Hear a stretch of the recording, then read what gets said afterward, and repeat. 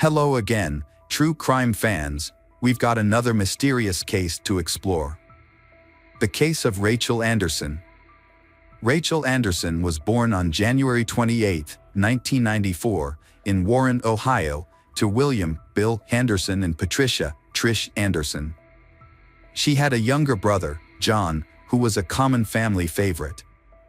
Rachael graduated from Warren Harding High School in 2012, where she was a member of the National Honor Society and excelled in soccer and volleyball. Unlike many of her peers, Rachael pursued an unconventional career. From a young age, she aspired to become a funeral director. To achieve her goal, she attended Youngstown State University, where she studied mortuary science. Her dedication earned her a spot on the list of top students, and she received a scholarship. Rachael later furthered her education at Cincinnati College of Mortuary Science, graduating in 2016 with a bachelor's degree in mortuary science. After becoming a member of the Ohio Funeral Directors Association, Rachael moved to Columbus to start her internship at Shaw Davis Funeral Home. She was deeply respectful of her work and felt a strong sense of duty to support grieving families.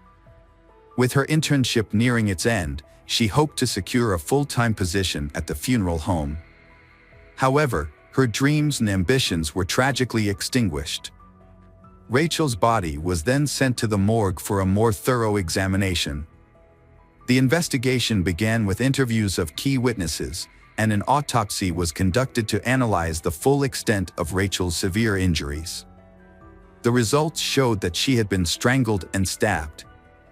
Specifically, she had a scalp laceration and skull fractures at the base of her head. The stab wound, located at the back of her neck, penetrated deep into her brain, damaging the left hemisphere.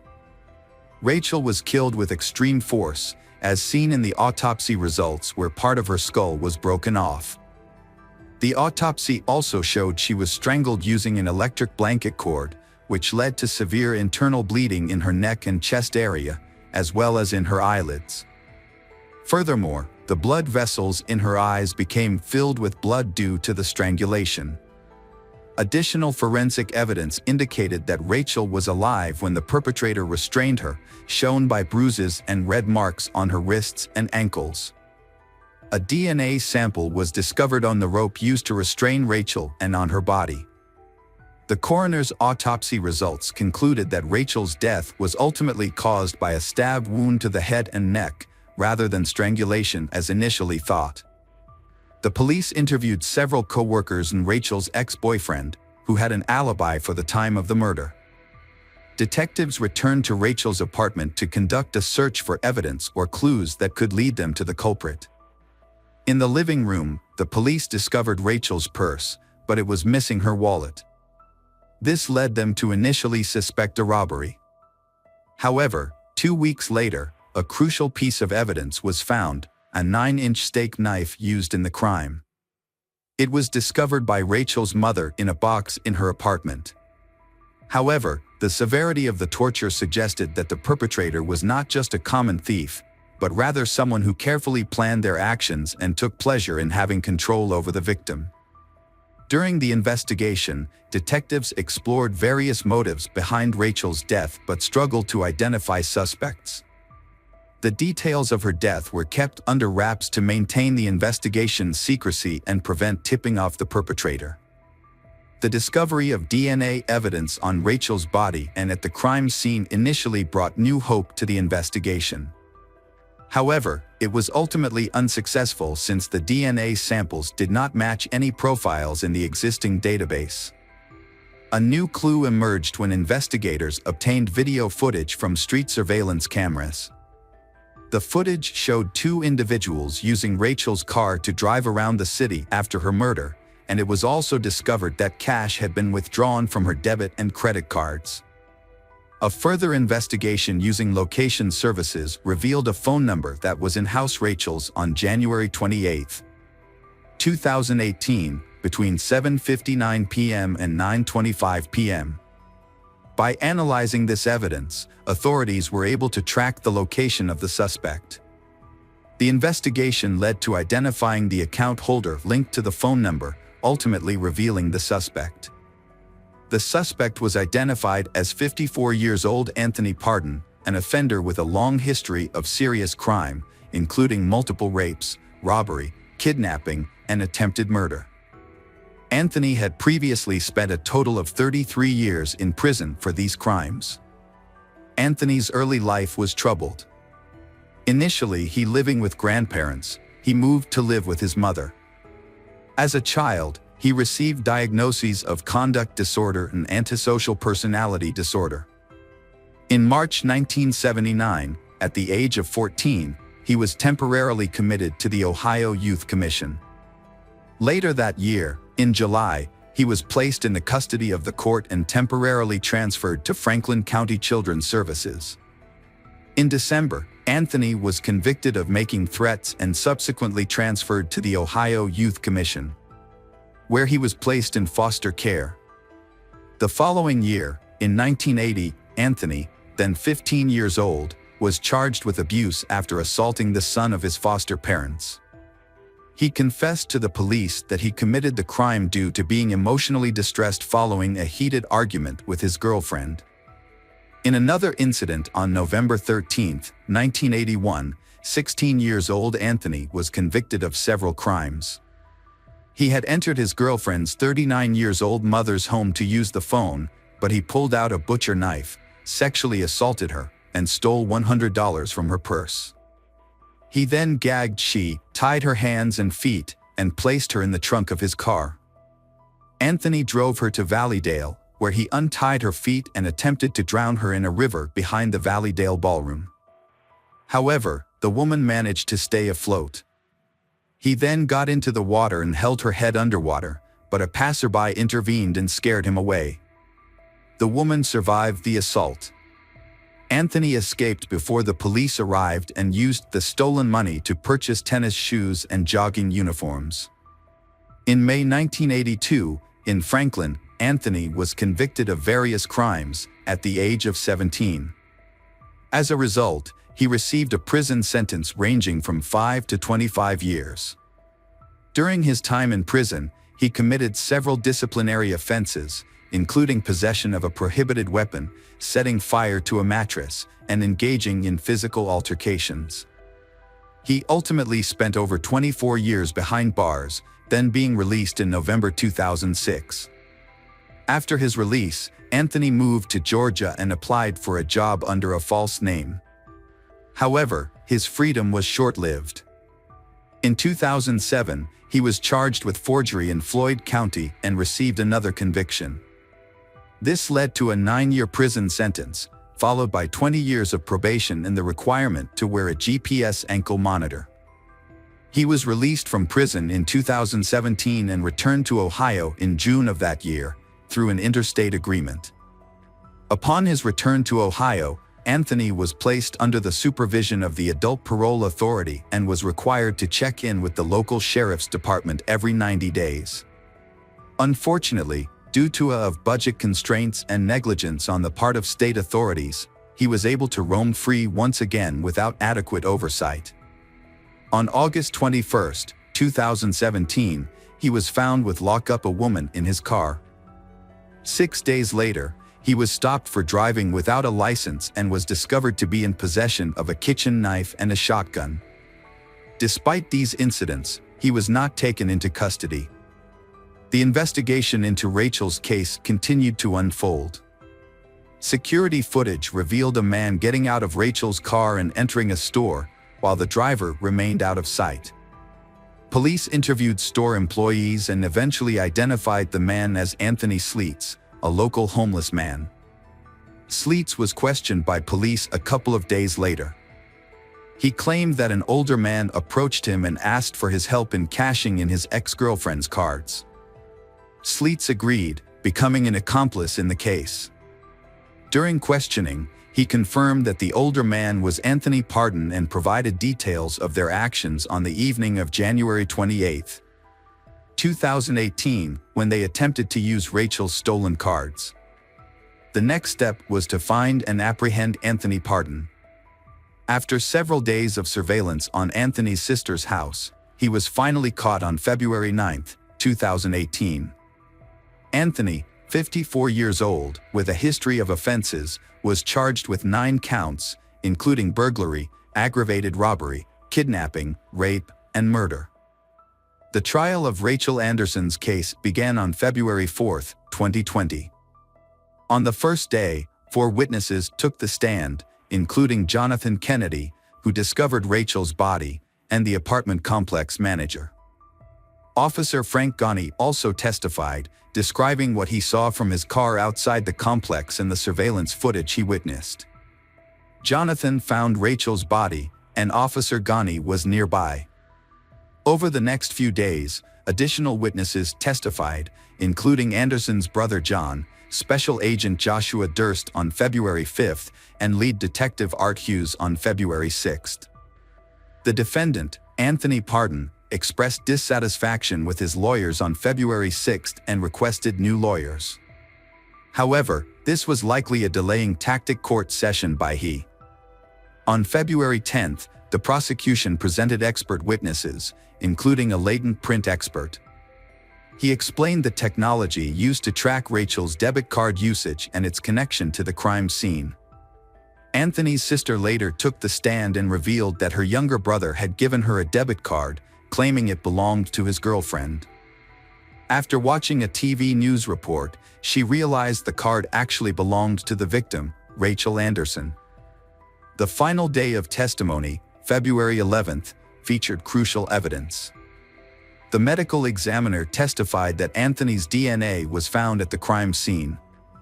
A forensic pathologist and deputy coroner from Franklin County gave detailed accounts of Rachael's injuries.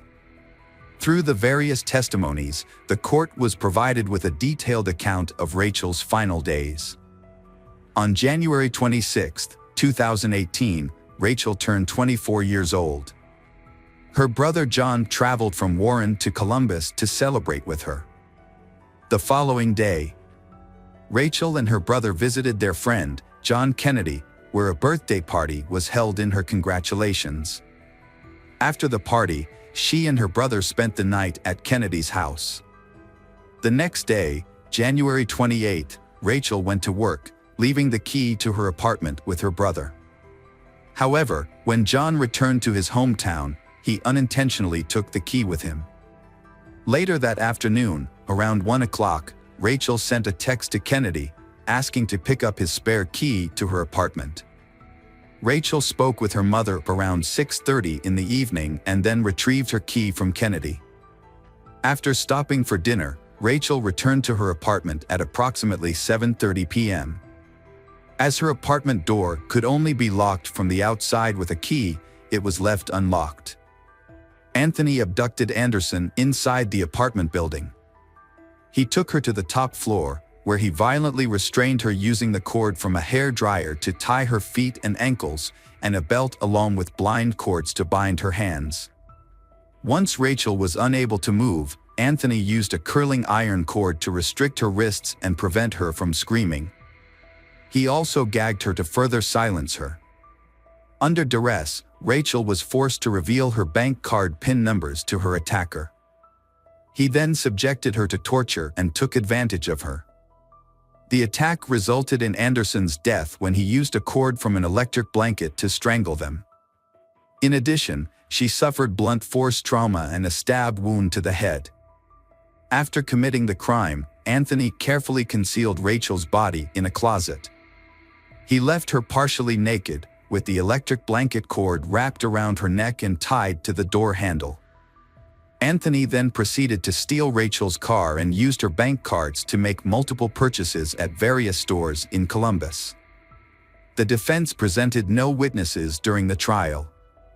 The final hearing took place on February 12. Assistant Prosecutor Amy Van Kullen presented the state's initial argument, outlining a chronological sequence of incident and asserting to the jury that Anthony intentionally murdered Rachael brutally. In his argument, Anthony's attorney, Larry Thomas, acknowledged that his client used Rachael's credit cards but disputed Anthony's involvement in the crime. Larry argued that the prosecution's case relied on speculation and the DNA and cell phone evidence failed to prove Anthony's guilt. After roughly 6 hours of deliberation, the jury, composed of 4 men and 8 women, finding Anthony guilty on all charges. The prosecution sought the death penalty, pointing to the serious nature of the burglary and the defendant's previous conviction for a similar crime that involved attempting to kill a woman. Due to Anthony's extensive history of criminal behavior, prosecutors requested the death penalty instead of leniency. According to Prosecutor O'Brien, certain individuals consistently disregard the law, and Anthony Pardon is a prime example. The sentencing phase commenced on February 18th. In an effort to reduce the severity of the sentence, the defense highlighted Anthony's troubled childhood as a mitigating factor. However, prosecutors countered that the aggravating circumstances outweighed any mitigating factors. During the trial, it was established that Anthony was fully aware of his actions when he attacked Rachael. Despite this, several people testified in his defense, including his mother, sister, a psychologist, and his former elementary school teacher. Anthony gave an impromptu 13-minute statement to the jury. During this time, he discussed the abuse he suffered in his childhood and the hardships he faced after being released from prison, expressing feelings of helplessness. Anthony claimed that the justice system had failed him and that he received no support, ultimately blaming the system for his current circumstances. However, Anthony did not directly address the crime he committed or offer an apology for his actions. After 3.5 hours of deliberation, the jury sentenced Anthony to life imprisonment without parole. The sentencing took place on March 16, 2020. Rachael's mother was visibly emotional in court as the verdict was announced. Rachael's father felt shocked that Anthony is blaming the system for his actions, rather than taking responsibility for what happened. He acknowledged that the system does have its flaws, but in this case, it was Rachael who was ultimately let down. Judge McIntosh delivered the verdict, sentencing Anthony Pardon to life sentences without parole for aggravated murder and violence. Additionally, Anthony received 63 years in prison for various other charges, including aggravated burglary, kidnapping, and aggravated robbery.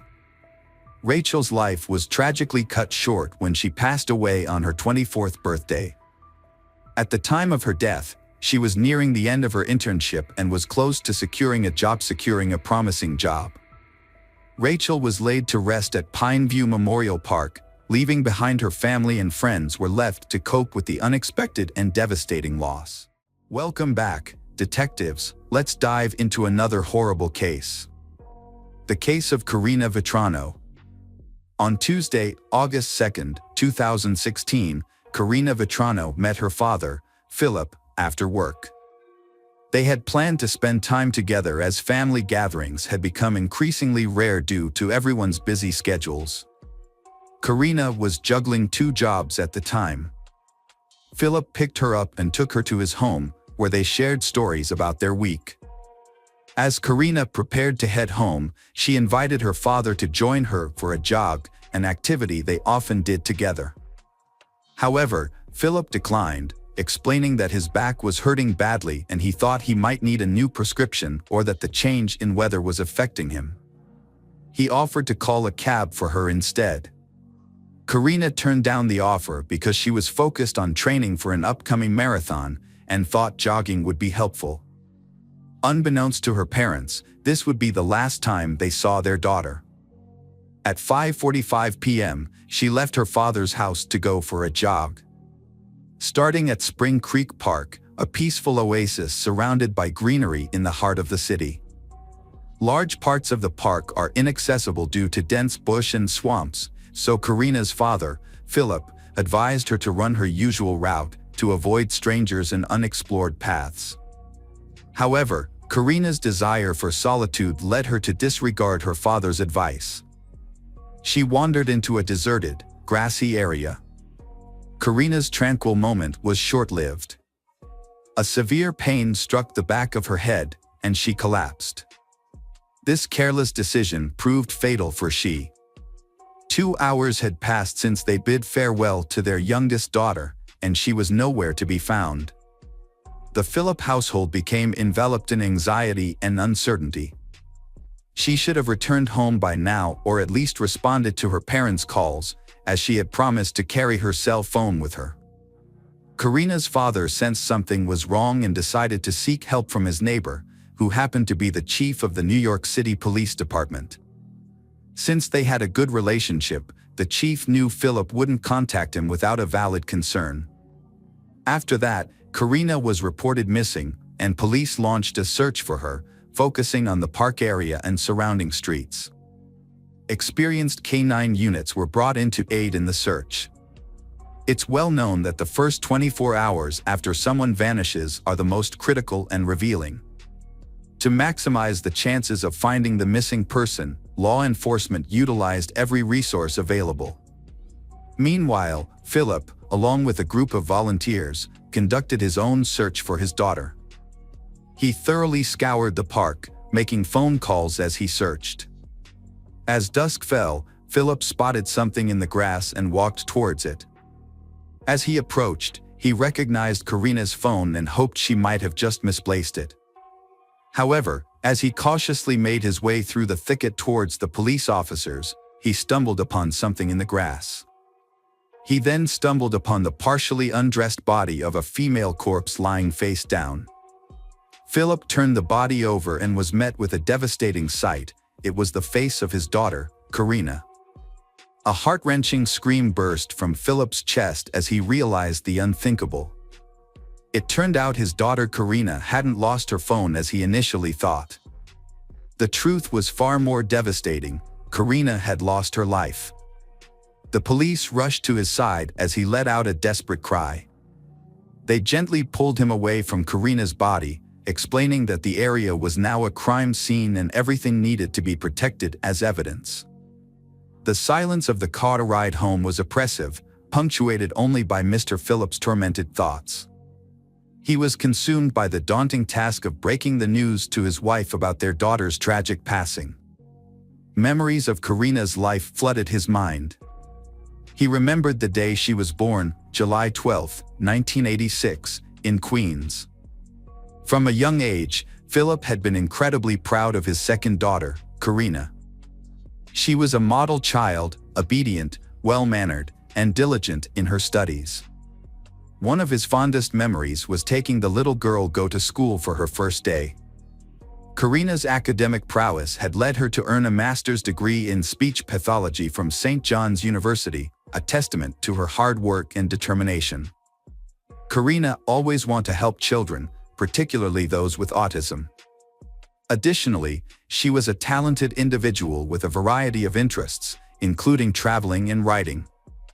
She was also an avid sports enthusiast, with a special fondness for running. Her and her father's similar passion for running brought them closer together. Phillip remembered how he had protected her from those who were courting her, not wanting anyone to hurt her. He hoped that one day she would find true love and build a strong family like his own, giving him and his wife wonderful grandkids. As Mr. Phillip approached his home, he felt the weight of his emotions. Taking a deep breath, he mustered the strength to put on a brave face. He knew his family needed him to be strong. His wife met him at the door and saw the pain in his face. She didn't need him to say a word, she immediately understood what was wrong. She rushed to his side, embracing him as she burst into tears. Karina's loved ones were understandably shocked and distraught when they learned about her sudden death. It was difficult for them to accept the brutal nature of the attack. The investigation revealed that Karina had put up a fierce struggle. Her clenched fists were proof that she had resisted her attacker until the very end. Injuries such as bruises and abrasions were found on her body, and her athletic clothes were torn. The autopsy revealed that Karina's death was ultimately caused by asphyxiation. However, her skull had also suffered blunt force trauma, likely from being hit with a stone. A visible mark on her neck further confirmed the violent nature of the attack. The forensic examination supported the police's initial suspicions, indicating that the crime was both deeply personal and extremely brutal. Further evidence of the struggle was found under Karina's fingernails. Dirt and grass were found embedded under her nails, indicating she attempted to pull away from her attacker. Specialists also examined her mouth, discovering that several of her teeth were cracked and knocked out, indicating that she had bitten down in self-defense. Karina's neck showed multiple scratches, evidence of the intense struggle she went through. Her attacker's grip had been unrelenting, prompting Karina to grab at her attacker with all her might in an attempt to force them to let go. Karina's strong will to survive was evident in her fierce resistance, and she fought valiantly for her life. Following her tragic death, another disturbing discovery found in Howard Beach, Massachusetts, where Karina lived. A second jogger's body was found in a secluded area with dense foliage, causing concern that a serial offender may be at large. To investigate these similarities, geneticists compared DNA samples collected from both crime scenes. DNA samples were discovered on both victims. However, the DNA analysis yielded an unexpected result. The samples did not match, indicating they belonged to different suspects. Notably, one DNA sample was found under Karina's fingernails, on her back, and on her phone. Despite the small amount, investigators were able to successfully analyze the evidence. The DNA found at the crime scene was the only lead in the investigation, providing a way to identify the killer. Given that most murders are committed by someone known to the victim, the police couldn't rule out any possibilities. To explore this, Karina's father submitted his DNA for testing, as he was the first person to discover her body. Unfortunately, the testing was done on the same day as Karina's funeral. Karina's other relatives also underwent DNA testing, but no matches were found. Investigators then conducted interviews with Karina's relatives and friends to determine if she had any enemies. However, everyone they spoke to seemed to respect and love her. As a result, the investigators came up with a new theory. The crime was likely committed by someone who targeted Karina because of her physical appearance and was driven by impulsive desires.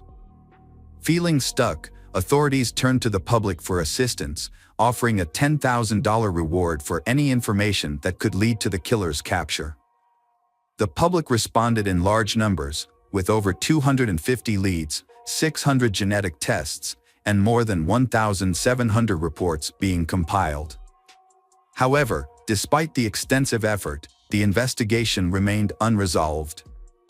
One major challenge was the possibility that the perpetrator had no prior record of crime, making it even more difficult to identify and catch them. On August 31, 2016, a utility worker reported seeing a suspicious person near the scene of Karina's death.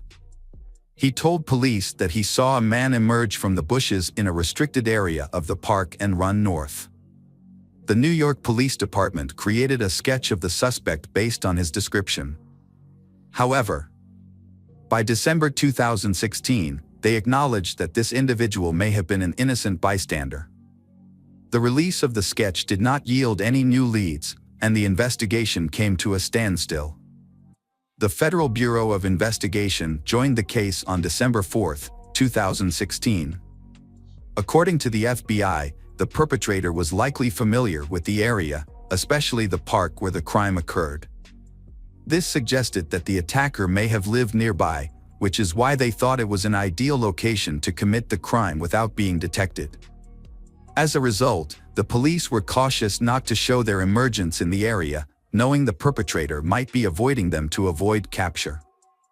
To follow up on the investigation, the police also conducted screenings of local African American men who fit the suspect's description.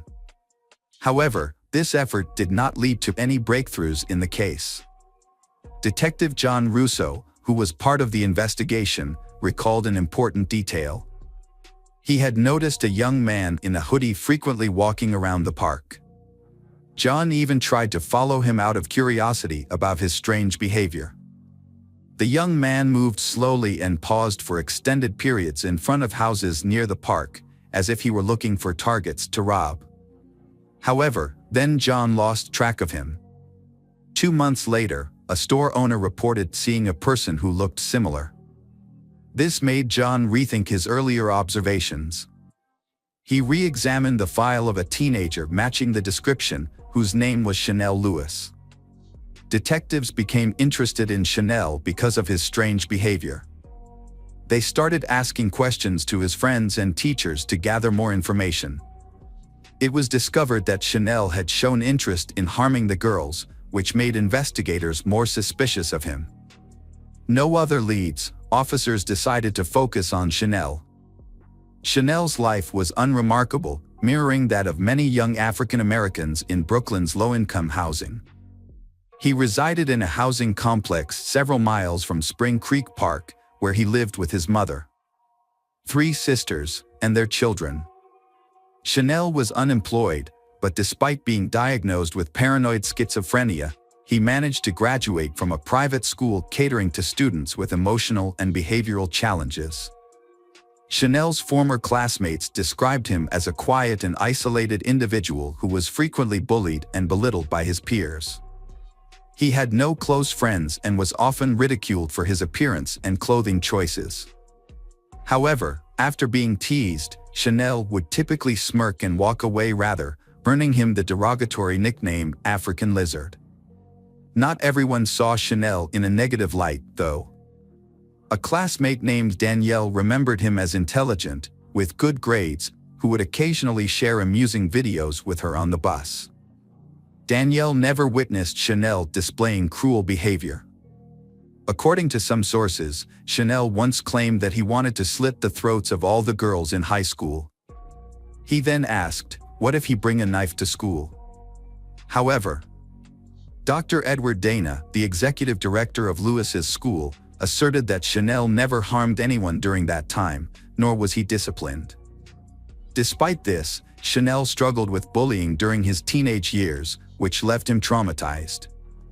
Nevertheless, he aspired to work in social services, driven by a desire to help people in distress.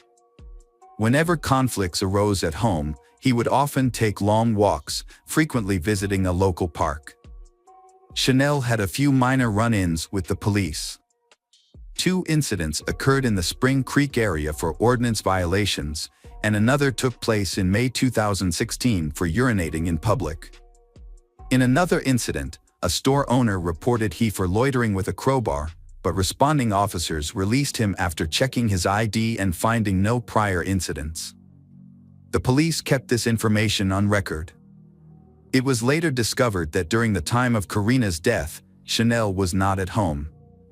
After an argument with his family, he had gone to the park. Upon his return, his appearance was disheveled, with torn clothing and visible bruises and abrasions. Chanel's mother inquired about what had happened, and he claimed he had been attacked. His account matched the timeline with a witness's description of a man fleeing the park. Additionally, on August 3, 2016, Chanel's father, a former school principal, took him to the hospital for treatment of severe wounds, most of which were cuts, and he also had an injured hand. The investigators reviewed the medical records from that day and found the story plausible. On February 4, 2017, Chanel was brought to the police station and voluntarily provided his DNA for analysis. Would a perpetrator willingly do this? Detectives wondered. The interrogation began on the morning of February 5. He admitted that he was indeed in the park around 5 p.m. on August 2, 2016, but clarified he was walking on dirt paths, not through the thickets, and listening to music. He confessed to encountering a young woman jogging with her phone in her hand. When asked by detectives if something happened when he encountered her, Chanel nodded and quietly said yes. Chanel's vague answers to investigators left everyone confused. He eventually said he was angry and that what happened happened. Investigators were skeptical of this confession, as it could raise questions for the jury at trial.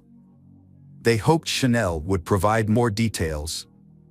Chanel explained that he had gone for a walk in the park to clear his mind after a family argument. Then he saw Karina walking alone and decided to follow her. He said that as she passed him, He grabbed her by the shoulders, wrestled her to the ground, and hit her in the face about 5 times to stop her from screaming. He said his punches knocked out some of her teeth and he injured her hand. Chanel noted that the struggle lasted about 5 minutes, during which she fought back violently, scratching and biting his. Chanel dragged her off the path into tall grass, where he tried to undress and assault her. Despite her shock, she continued to resist until Chanel strangled her. Then he realizing only afterward that she was no longer alive.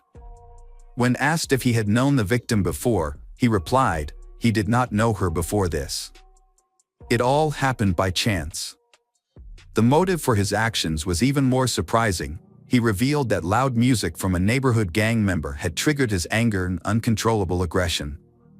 Negative emotions were directed at the unfortunate woman, which seemed like a strange reason for the act.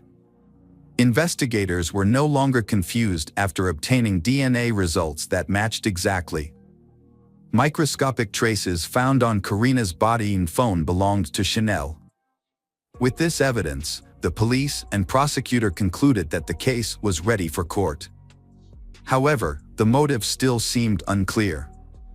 It's possible that Chanel had seen Karina before, since he often visited the park and may have noticed her with her father. He might have developed an interest in her and tried to approach her, but after being rejected, he became angry and attacked her, resulted in a tragic incident. This explanation would make more sense. The trial against Chanel Lewis began on November 5, 2018. Despite his previous statements to the authorities, he pleaded not guilty, a claim supported by his family, who denied his involvement in the crime. The prosecution charged Chanel with murder and sexual assault, with potential penalties ranging from 25 years or life in prison.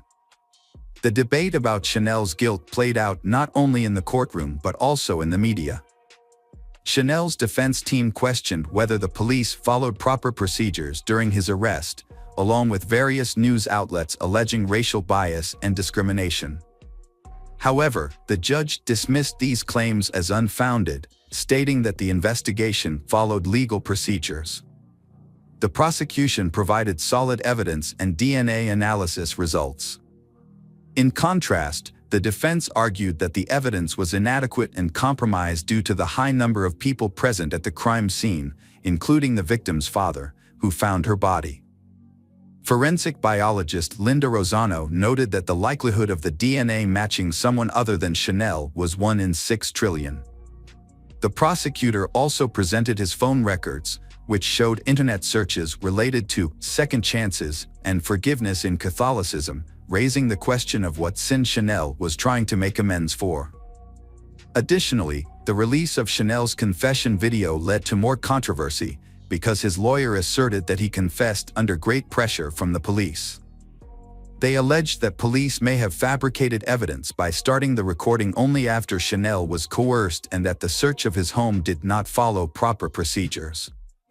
The defense argued that the investigation into Karina Vetrano's death was mishandled at the start. As public pressure for the suspect's arrest grew, Chanel Lewis became the scapegoat. The jury took the defense's arguments seriously but still had difficulty reaching a verdict. This led the judge to declare a mistrial on November 21, 2018. A retrial was initially set for January 22, 2019, but was later rescheduled for March. After 5 hours of reconsideration, Chanel Lewis was found guilty of Karina Vetrano's murder and sentenced to life without parole on July 23, 2019. Hello, crime enthusiasts. Are you ready for another chilling investigation? The case of Johnny Aberry. Johnny Aberry was born on August 26, 1983 in the small town of Bristol, Tennessee, USA. She is cheerful, friendly, has many friends, and often goes to parties. While in school, Johnny was a member of the local cheerleading squad. After graduating from high school, she studied psychology and criminology at East Tennessee State University. While in college, she met Jason White. They became a couple, and they got engaged before graduating in late 2004. When Jania was 21, she decided to continue her studies to get a master's degree in psychology, so she temporarily moved to Knoxville. While studying, she worked part-time at a child education center and realized her passion for helping children. Her boyfriend, Jason, studied law in another state. Despite the distance, they kept in touch and planned their wedding. While in Knoxville, Jania stayed at a classmate Jason Amami's apartment.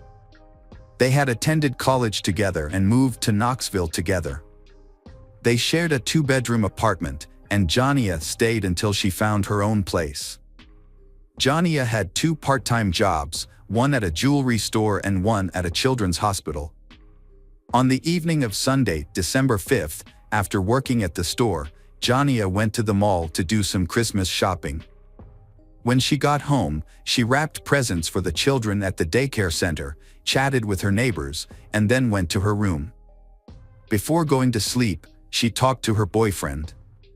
Around 4 a.m., Jason Amami heard Jania screaming. He thought Jania was having a nightmare, so he went into her room, but instead of Jania, Jason Amami saw a stranger holding a knife. The stranger attacked Jason Amami, and they struggled. He eventually pushed the attacker away and ran out of the apartment. He went to the nearest convenience store, about a mile away, to call for help. The store clerk found him covered in blood and called 911. The police arrived at Jason Amami and Jania's apartment and found Jania in the hallway connecting 5 apartments. She was still alive but barely conscious. When asked about her attacker, she gave only vague clues. The police searched the entire building and the surrounding area but could not find the attacker. They took Jania to the nearest hospital, but despite the doctor's best efforts, she died. The doctor said that Jania had suffered more than 20 stab wounds and that her chances of survival were slim. Meanwhile, Jason Amami had suffered 8 injuries from the attacker, but only one was serious. He was treated and his life was not in danger. At the same time, detectives began investigating the scene. They found blood in the hallway, indicating that Jania had tried to call for help from neighbors, but no one answered the door. Near Jania's room, they found the murder weapon, a kitchen knife owned by Jason Amami. The attacker used the knife with such force that it was bent and damaged. Police also found blood stains near the back door and on the stairs leading to the street. Since Jason Amami and Jania had left through the front door, detectives believe the killer escaped through the back door. In Jason Amami's room, they found another clue, partial footprints that the attacker may have left while stalking and attacking Jason Amami. Because of the brutality of Jania's death, police suspected a personal motive behind the crime. Initially, detectives investigated Jania's boyfriend, even though he lived about 1,000 miles away in Knoxville. However, all of his friends and family said that Jania and her boyfriend had a wonderful relationship and that he had no reason to commit such a brutal act. He learned of Jania's death when her mother called at 10 a.m. to tell him. He said he fainted when he heard the news and it took him a long time to regain consciousness. Unable to do anything, he asked his neighbors to help him book a plane ticket and prepare his luggage. Investigators looked closely at Jason White's alibi and realized that he could not have made it to Knoxville and back in the morning by himself. So they eliminated him as a suspect and turned their attention to Jania's neighbor. This neighbor did not have a solid alibi and had been in the apartment with Jania, raising suspicions that he could be the culprit. Jania's friends and family also suspected this neighbor. Some believed that he could be the killer, while others accused him of fleeing the apartment, leaving Jania behind. The suspicions were so deep that the victim's parents did not even want him to attend her funeral. However, after Jason Amami was discharged from the hospital, investigators began questioning him. He stuck to his original story. He heard screaming, saw a strange man, and was attacked by him. After fighting off the attacker, Jason Amami ran to the front door and onto the street, seeking help from neighbors. He believed that Jania had also escaped from the apartment because he could not hear her screams. However, police had doubts about Jason Amami's story. What initially raised suspicions about Jason Amami were his injuries. 7 of the 8 were superficial, and the last wound to his right arm could have been self-defense or the result of an attack. Additionally, investigators found no signs of forced entry into the apartment, suggesting that the perpetrator may have been someone Jania knew. Jason Amami claimed that he had taken out the trash through the back door that night but did not remember locking it. Detectives continued to press him, paying close attention to the door he used to exit the apartment onto the street. Jason Amami insisted that he had exited through the front door, but police suspected that he might be lying. If Jason Amami had indeed left through the front door, that would not have explained the presence of bloodstains near the back door, further raising suspicions against him. Police accused Jason Amami of using and selling illegal drugs, and of being aggressive when he could not satisfy his addiction. However, he denied all of these allegations. After hours of questioning at the police station, detectives suggested that Jason Amami take a polygraph test. Jason Amami agreed to take the test. The results showed that he gave false answers, which made detectives even more suspicious of him.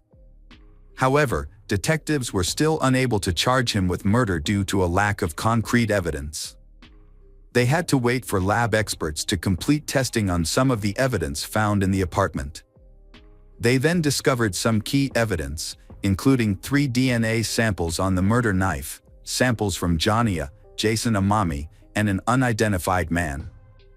The unidentified man's DNA was also found in Jania's room, on the back door handle, and on the stairs the criminal used to escape to the street. They also found a fingerprint on the handle of the knife, but it did not match Jason Amami's fingerprint. These discoveries led the police to suspect that someone else had been in the apartment that night. However, when they ran the DNA sample against existing databases, they found no match. This complicated the case further, and detectives had to continue investigating to find the real killer. Investigators have ruled out Jason Amami as a suspect, but the public remains uncertain about his role in the incident. They believe that Jason Amami abandoned his friend and ran away instead of protecting her. However, it is worth noting that after the accident, Jason Amami began to suffer from post-traumatic stress disorder. A key finding was later revealed: the polygraph operator had misinterpreted the test results, and there was no indication that Jason Amami was lying. Additionally, there was no concrete evidence that Jason Amami was involved with illegal substances. They eventually concluded that this was used as leverage to frame him. More importantly, however, doctors initially underestimated the severity of Jason Amami's injuries. In fact, he had suffered severe damage to his lungs and neck, with little hope of a full recovery. Due to inaccurate information reported about Jason Amami's health, the insurance company only covered 25% of his medical expenses, leaving Jason Amami facing serious financial hardship. After eliminating Jason as a suspect, police began questioning him as a witness. Based on Jason's testimony, they attempted to create a rough description of the attacker. However, this was made more difficult by the fact that Jason could not see the attacker's face clearly. The apartment was too dark and the attacker lunged at him as soon as he entered the room. Investigators also discovered several suspicious items in the room, including a hat, a record player, and a stereo near the back stairs. At first, they thought these items might belong to Jania or Jason, but Jason denied owning them. This led them to suspect that these items might have been left behind by the killer. Police shared a rough sketch of the suspect with the media, and they subsequently received hundreds of calls from the public. Many people reported individuals who matched the sketch, prompting detectives to pursue each of these leads. One of the prominent clues led investigators to a group of teenagers who had broken into homes with the intention of burglarizing. One member of the group, a 19-year-old named Michael, matched the sketch of the suspect. The police began searching for Michael, but this was not easy because he was wanted for burglary. 2 police units joined the search for him, and they eventually found Michael. When interrogating Michael, investigators immediately noticed his shoes, which had a pattern similar to the footprints left by the killer. They collected Michael's DNA and fingerprints and sent them to experts for analysis. During the interrogation, Michael revealed a surprising piece of information. He and a friend had entered Johnny's apartment that night. According to Michael, they planned to rob, but his friend attacked Johnny with a knife. However, detectives soon discovered inconsistencies in Michael's story. The details he provided did not match the actual events, and there was no evidence of 2 strangers at the crime scene. Michael's DNA and fingerprints also did not match the evidence at the scene. Michael's shoes also did not match the tread pattern in Jason's room. Investigators concluded that Michael had made up the story. This is not uncommon, as some people may falsely confess to crimes in order to seek attention or reward. Michael's motives remained unclear, but his story was completely untrue. Police subsequently interviewed more than 1,000 potential suspects and collected about 400 DNA samples, but none of them matched the evidence at the scene. Early in the murder investigation, authorities offered a reward for information leading to a solution to the case. The reward grew each month, and by December 2005, it had reached $60,000. The governor then added another $20,000 to bring the case to the attention of the public. Despite many clues, all were dead ends, and the case remained unsolved for many years. In 2007, Johnny's parents decided to take matters into their own hands by looking into changes in state law. They noticed that the killer's fingerprints and DNA did not appear in any databases, which raised suspicions about his brutality. They assumed that the killer had a criminal record, so they investigated Tennessee law. Through their investigation, they discovered that, according to Tennessee law, fingerprints and DNA samples could only be collected from convicted criminals. So Johnny's parents expressed their desire to change this law. They played a key role in drafting a new law that required fingerprints and DNA samples to be collected from all people arrested for violent crimes. After gaining support from the government, the law was passed in May 2007. 2 months later, a breakthrough occurred. Police arrested 22-year-old Taylor Lee Olson for violating the terms of his probation.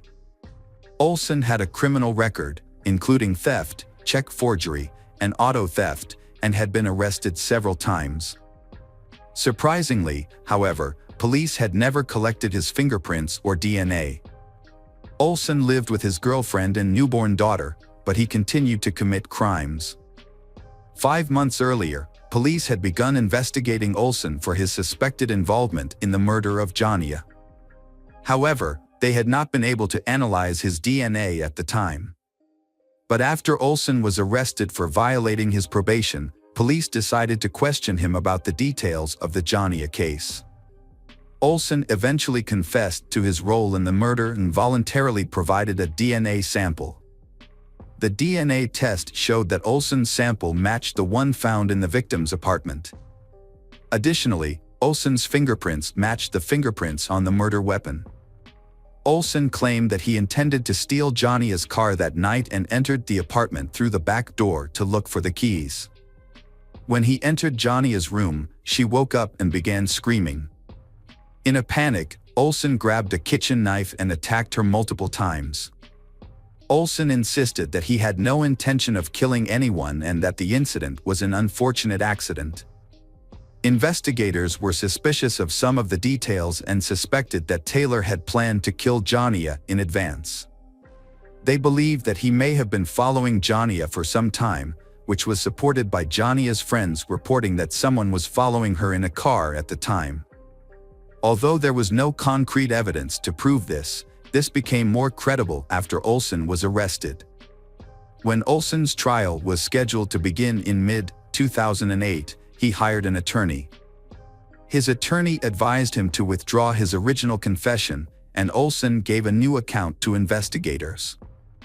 According to this new account, Olson claimed that he had entered Jonia's apartment with his friend, Noah Cox.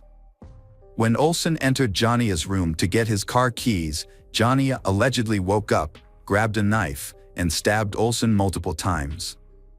Olson then fled through the back door while his friend entered Jonia's room, disarmed Jonia, and killed her. Taylor Olson's new story raised suspicions among police. They found no fingerprints or DNA of others at the crime scene, leading them to believe that no one else was involved. Detectives waited for the trial to begin, but it never did. On March 28, 2008, Taylor Olson committed suicide in his jail cell. Along with him, detectives found several suicide notes addressed to his family, Jonia's relatives, and the police. In the letter to detectives, he accused his friend Noah Cox of being the real culprit and apologized to Jonia's family and his family. However, detectives still believed that Olson was responsible for the murders. They questioned Noah several times but found no evidence implicating him. Jonia's parents were also skeptical of Olson's final confession. They felt that if Olson was truly innocent, he would not have committed suicide. Olson had consistently maintained that he had entered the apartment alone for months after his initial confession. His sudden change in story to blame his friend raised further suspicions. Hello again, true crime fans, we've got another mysterious case to explore. The case of Polly Klaas. Polly Klaas was born on January 3, 1981, in Fairfax, California. She lived with her parents, Mark and Eva, and her younger sister Annie. When Polly was very young, her parents divorced. Afterwards, Polly, her younger sister, and their mother moved to Petaluma, California. Mark has started a new relationship after he and Eva divorced, and Polly gets along well with her father's new partner. After her parents got divorced, Polly made a conscious effort to maintain a good relationship with both her mother and father, helping to keep the peace within the family. As a child, Polly was described as quiet and innocent. Although she had few friends and was generally shy, she excelled in theater. Polly actively participated in school plays, community musicals, and often secured lead roles. Her passion for theater fueled her dream of becoming a talented actress in the musical theater field. Besides, Polly also enjoys having sleepovers at friends' houses or inviting them to her house. These sleepovers are usually with her close group of friends. On October 1, 1993, Polly invited two friends, Jillian and Kate, to her home for a sleepover. Her mother, Eva, agreed to let the girls spend the night. That evening, the three girls had dinner and spent the first few hours together without incident. When Eva started feeling unwell with a bad headache, she decided to go to bed, around 9:45 p.m., and asked the girls to wake her if they needed anything. Eva later said she took 2 sleeping pills and fell asleep after 11 p.m. She was suddenly awakened by Jillian and Kate screaming. The girls frantically told Eva that Polly had been taken by a man who broke into the house. Eva immediately called the police and then checked on her other daughter, Annie. She was in the room, and she didn't seem to know what was going on. When the police arrived, they questioned Jillian and Kate. According to the girls, they had been in Polly's room playing, trying on different costumes for Halloween. It was around 11 p.m. when Polly suggested it was bedtime, and her friends concurred. And when Polly went to get the inflatable bed from her mother, she met a man standing at the door. The man held a knife and was not wearing a mask. But since we're approaching Halloween, the girls initially thought it was a joke and started laughing. However, they quickly realized the situation was not a joke at all. A man forcefully entered a house and became enraged when the 3 girls inside began to laugh. In a fit of anger, he restrained Jillian and Kate by tying their hands and feet, and then demanded to know who lived in the house. Each girl replied that it was Polly. The man then proceeded to cover Jillian and Kate's heads with pillowcases and instructed them to count to 1,000. He told them that he would temporarily take Polly away, but promised to return her shortly. However, once Jillian and Kate realized the man had left the house, they tried to free themselves, which took approximately half an hour.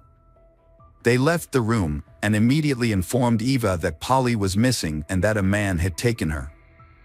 They reported the incident to the police, providing a brief description of the man.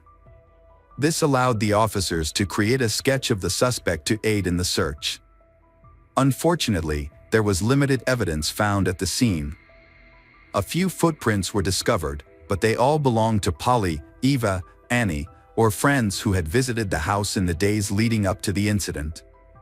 Some fabric fibers found on the carpet in Polly's room were significantly different from those in the carpet at her home. Analysis revealed that they belonged to a car's carpet. Police searched cars belonging to people the family knew but found no match, leading them to believe the fibers came from the kidnapper's car. A palm print was also found, but it couldn't be matched to anyone in the databases at the time because fingerprinting and DNA technology weren't advanced enough. However, the print was saved for possible comparison to a suspect in the future.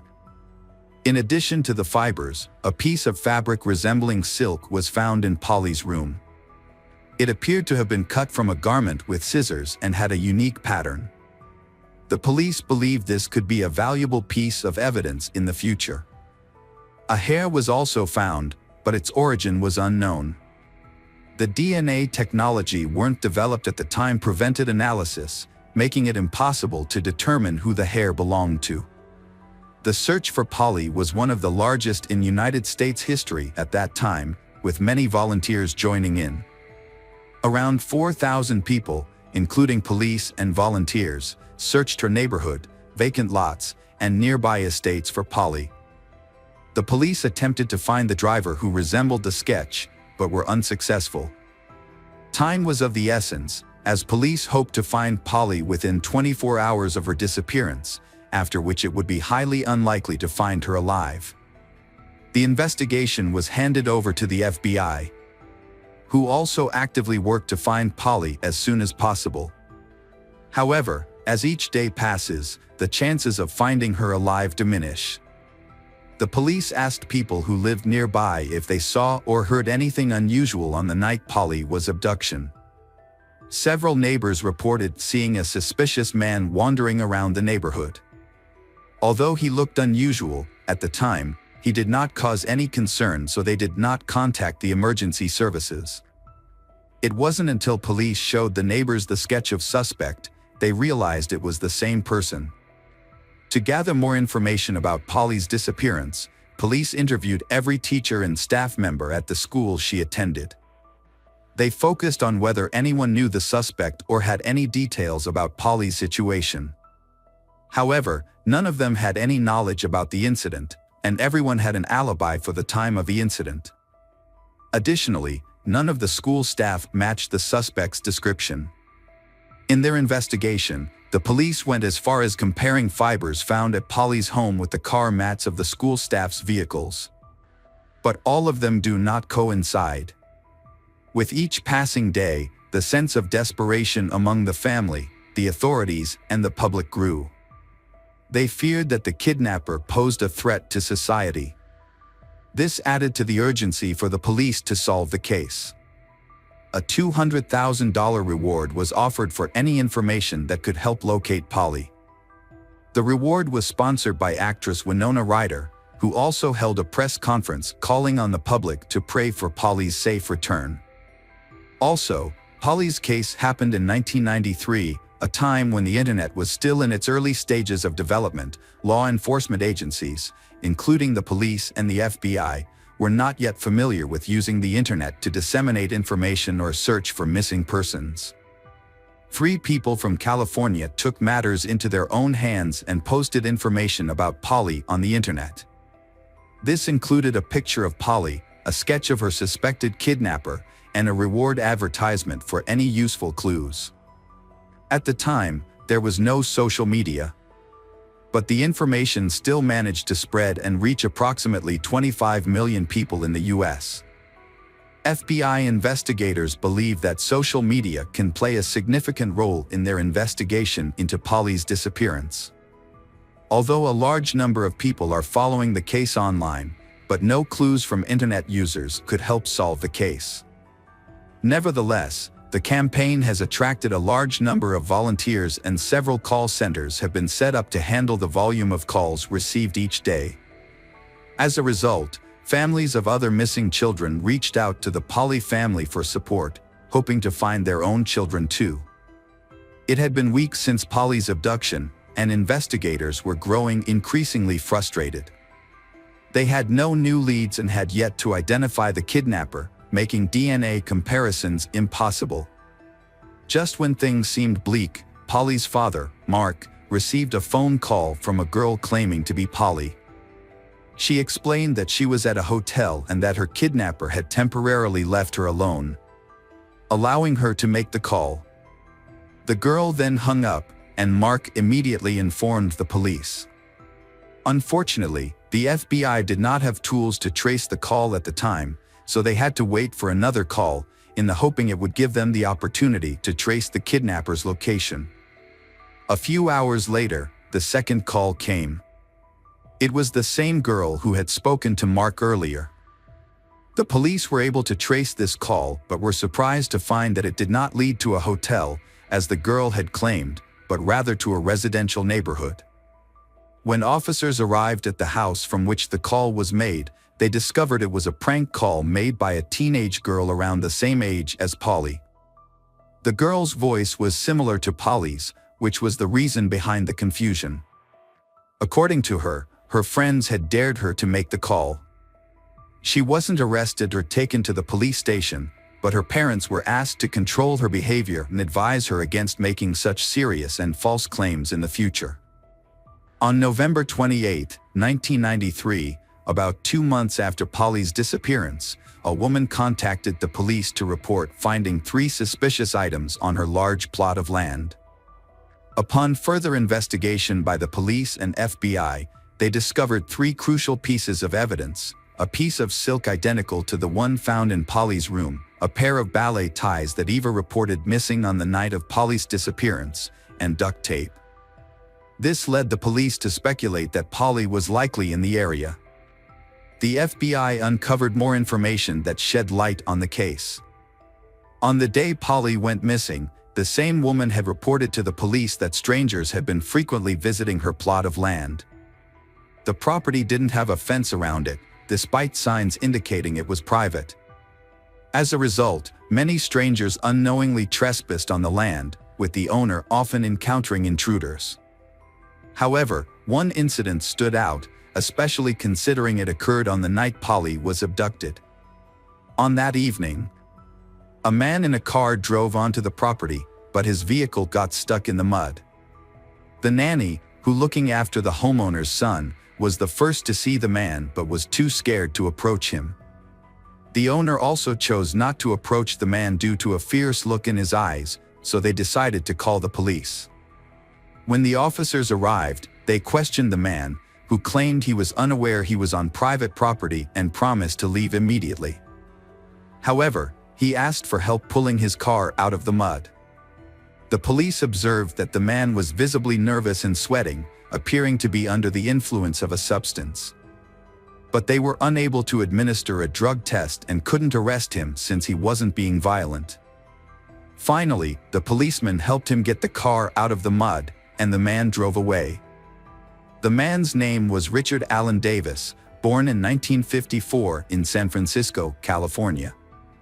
Richard's childhood was marked by violence at the hands of his parents, particularly when he was 12 years old.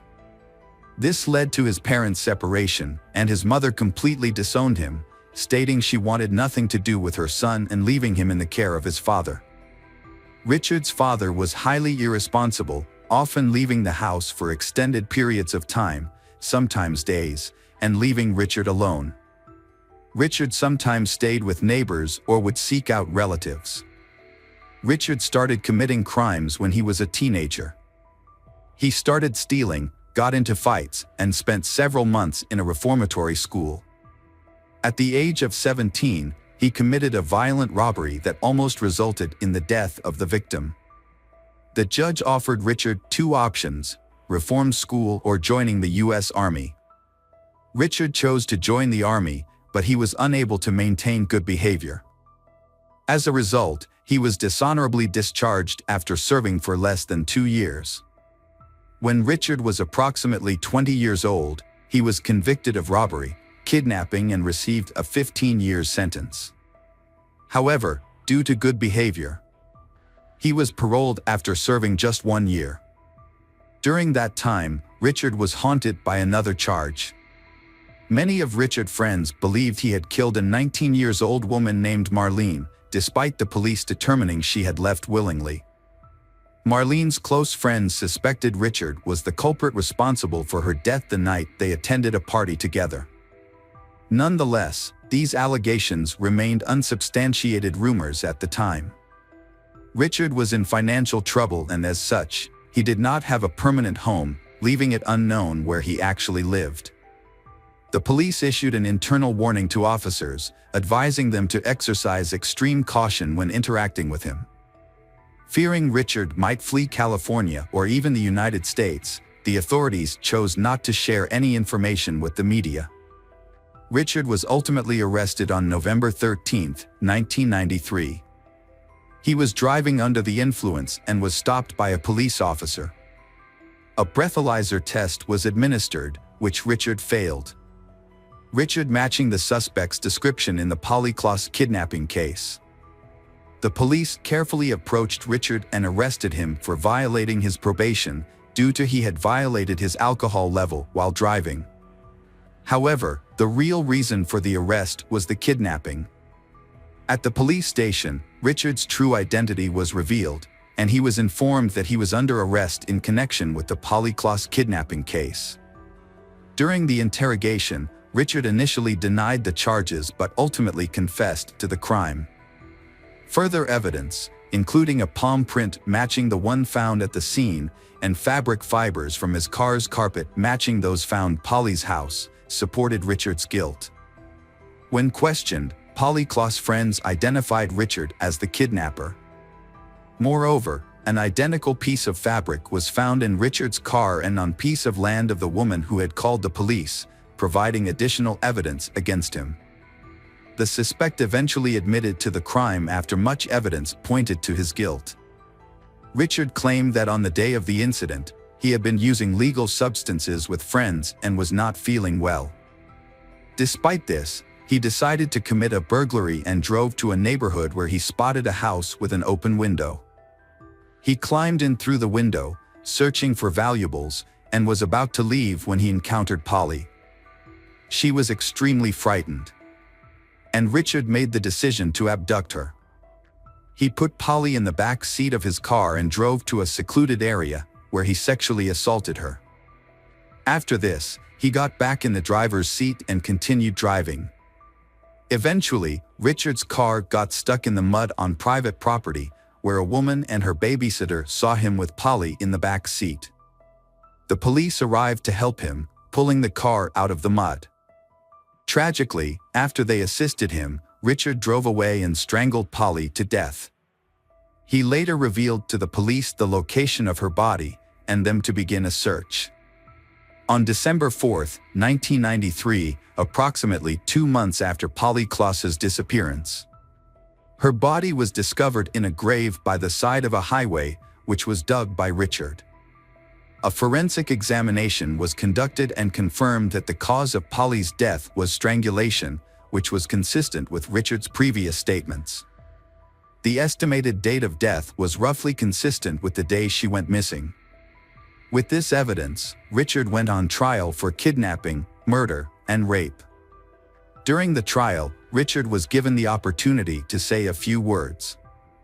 In his statement, he apologized to Polly's family but also made the shocking accusation that her father had been sexually abusing her. According to Richard, Polly told him that her father's actions towards her were something Richard should not have done to her. This accusation angered Polly's father to the point that he became violent and was restrained by several people in the courtroom to prevent him from attacking Richard. Everyone was shocked by Richard's words, mainly because he showed no remorse for his statement, and many suspected that Polly's father had abused her. Despite no evidence to prove it, Richard was found guilty of Polly Klaas kidnapping and murder on June 18, 1996, subsequently received a death sentence in August. He attempted to appeal but was unsuccessful. In 2006, Richard was found unresponsive in his cell after overdosing on pills, but was revived and returned to prison. Richard's lawyer made an unsuccessful attempt to appeal the conviction to the Supreme Court in 2009. The Supreme Court upheld Richard's death sentence, with his attorney indicating plans to file further appeals. These ongoing appeals have led to a prolonged stay on death row. It is anticipated that once the appeals process concludes, the execution will proceed. Hello again, true crime fans. We've got another mysterious case to explore. The case of Jennifer Dulos. Jennifer Dulos was born in 1968 in New York. Her father is Hillard Farber, a banker, and her mother is Gloria Tenenberg, a philanthropist. Jennifer has an older sister, Melissa Irene Farber. Jennifer graduated from Brown University in 1990 and later earned a master's degree in creative writing from New York University's Tisch School of the Arts. Jennifer is married to Fotis and they have 5 children together, all named after Greek Orthodox saints, 3 sons, Petros, Theodore, and Constantine, and 2 daughters, Christiane and Cleopatra. Jennifer and Fotis were married for 13 years before ending their marriage in 2017. After that, Jennifer began to feel afraid of her ex-husband. Which makes us wonder, who is Fotis and what changed him? Fotis Dulos was born on August 6, 1967, in Turkey. He grew up in Athens, Greece, and moved to the United States in 1986. He attended Brown University, graduating in 1989. Fotis then went on to earn a master's degree in finance from Columbia Business School. Fotis met his first wife, Hilary Vanessa Alama, at Brown University and married her in Athens in 2000. After their divorce in 2004, he moved to Connecticut and married Jennifer a month later, despite having known her since he was married to Hilary. They moved to Farmington and had 5 children. The marriage of Jennifer and Fotis began to crumble in 2012 and completely collapsed in 2017. Jennifer shared her marital struggles in a blog post in March 2012. She expressed her wish to be stronger to face conflicts without fear. In 2017, Jennifer decided to file for divorce. The reason was that Fotis had an affair with Michelle Troconis, a Venezuelan colleague. Jennifer also requested custody of the 5 children, but the court only granted joint custody. Jennifer feared for her safety and that of her children. She accused Fotis of unsafe behavior, bullying, intimidation, and excessive control. She recounted an incident with Fotis on June 3, 2017. When Fotis learned that she had made plans for the children on Saturday morning, he became angry and lost control. Jennifer said Fotis became angry and agitated, causing her to run upstairs to get away from him. However, Fotis chased her upstairs. Despite Jennifer locking and bolting the door, Fotis continued to verbally and physically abuse and threaten her, leaving her feeling trapped and helpless. Jennifer felt unsafe around her husband. When she decided to file for divorce, the situation became even more dangerous. In an interview, Jennifer shared that she was very afraid of Fotis. She realized that her desire for a divorce had deeply angered Fotis, and she feared that he might retaliate by causing her harm. Jennifer revealed that when she filed for divorce in May 2017, Fotis threatened to kidnap and harm their children if she did not accept his divorce terms. Fotis even purchased a gun that year. In 2018, Jennifer filed for emergency custody of the children. During the trial, the court found that Fotis had violated multiple court orders. Finally, Jennifer was awarded primary custody of the children. Fotis was only allowed supervised visits and phone calls were monitored. Jennifer and the children moved to a rented house in New Canaan, 70 miles from Fotis's home. Fotis was devastated by Jennifer's allegations. In an email to her in 2017, he expressed concern for the children's well-being. He realized that the children needed both parents, not just one. Fotis pleaded with Jennifer to reconsider their marriage for the sake of the children. He even suggested that they could live as partners and learn to accept each other.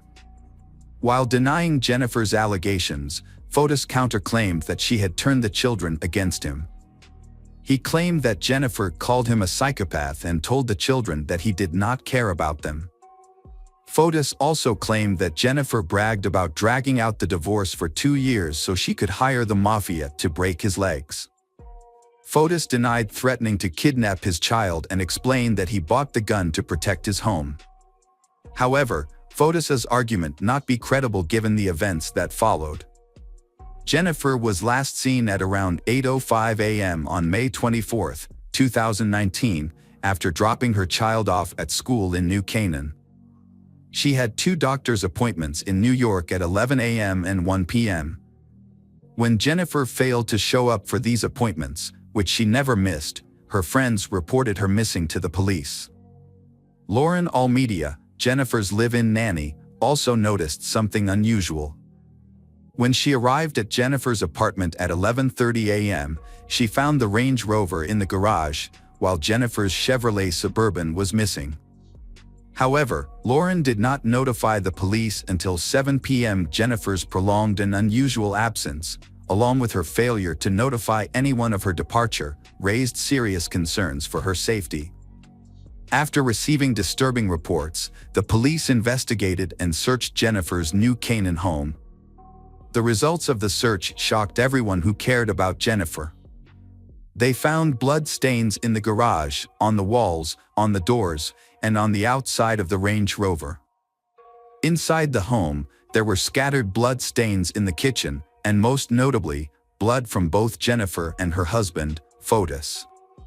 This discovery raised suspicions that Fotis may have murdered his wife. The police investigation found that Fotis was present at Jennifer's home on the day she went missing. Police found bicycle tracks around the house, indicating that Fotis had arrived there on a bicycle. According to the police theory, Fotis stalked and waited for Jennifer to return from dropping off her children at school.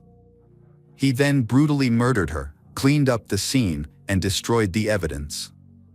A neighbor's security camera recorded a Chevrolet Suburban leaving Jennifer's home at 10:25 a.m. Police believe Fotis was the driver of the vehicle. Police alleged that Fotis hid Jennifer's body along with items used to clean up the crime scene in his vehicle. He then abandoned the vehicle about 3 miles from the town of New Canaan. Based on these suspicious actions, police believe Fotis was the perpetrator of Jennifer's death and a ruthless killer. At around 7:30 p.m. that night, security cameras recorded Fotis and his girlfriend Michelle taking out the trash. Notably, they used up to 30 different garbage bags along Alfred Avenue in Hartford. When police searched the garbage bags, they found several suspicious items in the trash bags, including toiletries, bloody clothing, and used gloves. Blood on the clothing matched Jennifer, while Fotis' DNA was found on a glove and a garbage bag. These findings confirmed police's initial suspicions that Fotis was involved in Jennifer's disappearance. The case of Fotis murdering his wife was shocking, but what was even more shocking was the involvement of his girlfriend, Michelle Triconis. Michelle, a Venezuelan woman, had many roles in her life: mother, equestrian athlete, and former ESPN reporter in South America. However, no one expected her to become an accomplice in a murder. Michelle began a relationship with Fotis while he was still married to Jennifer, contributing to the breakdown of their marriage. After Jennifer went missing, the police questioned Michelle. When asked about her whereabouts on the day Jennifer disappeared, Michelle said she had lunch with Fotis and then went with him to one of Fotis' properties to clean up in preparation for a meeting with a client. However, the police suspected that this cleaning was actually to erase traces related to Jennifer's death. On the morning of May 24, 2019, Fotis stole a Toyota Tacoma truck from an employee and drove it to New Canaan, Connecticut. A school bus camera captured the truck traveling at high speed toward Wavani Park at 7:05 a.m. Jennifer's Chevrolet Suburban was later found in the park. Police found a bicycle tire in the trunk of the truck, supporting the theory that Fotis rode his bicycle approximately 3 miles from Wavani Park to Jennifer's New Canaan home. Police believe Fotis arrived at Jennifer's home before she left. When Jennifer arrived at the garage, Fotis attacked her. He then covered up the evidence. Fotis put Jennifer's body in her Chevrolet Suburban and drove to Wavani Park, where he transferred Jennifer's body to his truck. Despite Fotis's efforts to cover up his tracks, he left behind 2 key pieces of evidence at his new home in Canaan: his DNA on the doorknob and a mixture of his and Jennifer's blood on the kitchen faucet. Police believe Fotis spent hours cleaning the house. This was reinforced by neighbor surveillance footage that showed Jennifer's Chevrolet Suburban leaving the house around 11 p.m. Police were even more convinced of Fotis's guilt when he acted suspiciously 5 days after his wife's disappearance. Fotis drove away again in the truck without permission. This time, his destination confirmed police's suspicions. He drove straight to a local car wash and detail shop. Surveillance video captured a black SUV driven by Michelle following the truck. In the video, Fotis is seen stopping at a car wash, then getting into Michelle's SUV. Police suspect their intent was to remove evidence from the vehicle. However, this attempt failed when Jennifer's DNA was discovered by police on the passenger seat of the truck. Fotis became the prime suspect in Jennifer's disappearance due to the substantial evidence against him. On June 7, 2020, Fotis was arrested and charged with murder and kidnapping in connection with Jennifer's case. This was the first time he had been charged with these crimes, although the incident had occurred earlier. Fotis and Michelle were arrested on June 1, 2019, at a hotel in Anson, Connecticut. However, they were only charged with obstructing prosecution and tampering with evidence, not murder. This is because at the time, the police did not have enough evidence to charge them with the murder. While many may think that Fotis should have been arrested earlier on more serious charges, this only happened after the police gathered more evidence. Both Fotis and Michelle pleaded not guilty. Fotis hired attorney Norm Pattis to defend him. Norm was convinced that Jennifer was dead. Initially, Fotis and Michelle were released. However, in September 2019, they were arrested again on charges of tampering with evidence and obstructing justice. In October 2019, Fotis appeared in court to contest the charges against him. The judge said he would carefully review the case, listening to arguments from both the prosecution and the defense. During this time, Jennifer and Fotis's 5 children lived with their grandmother.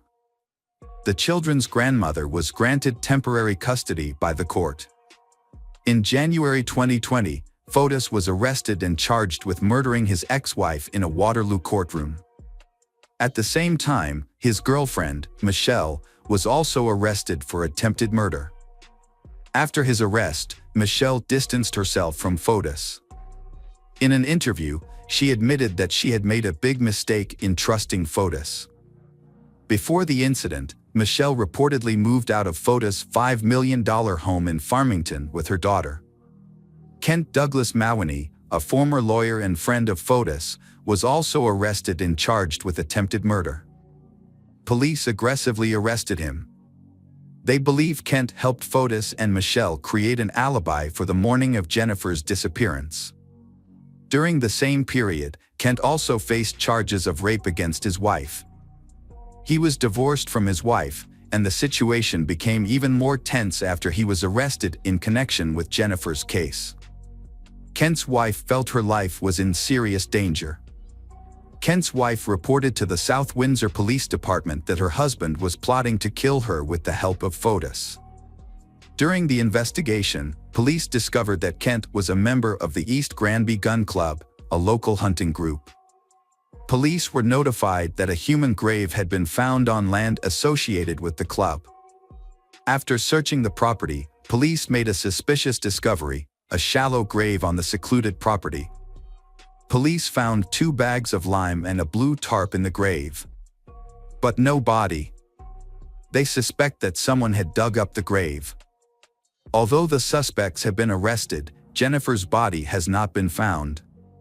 Her family is devastated. Although justice is imminent for their daughter, they acknowledge that arresting Jennifer's killer will not bring her back, so the family's grief will never be completely gone. Fotis was set on $6 million bail on January 8, 2020. He was released the following day, but is due back in court on February 8, 2020. Michelle was also released on bail.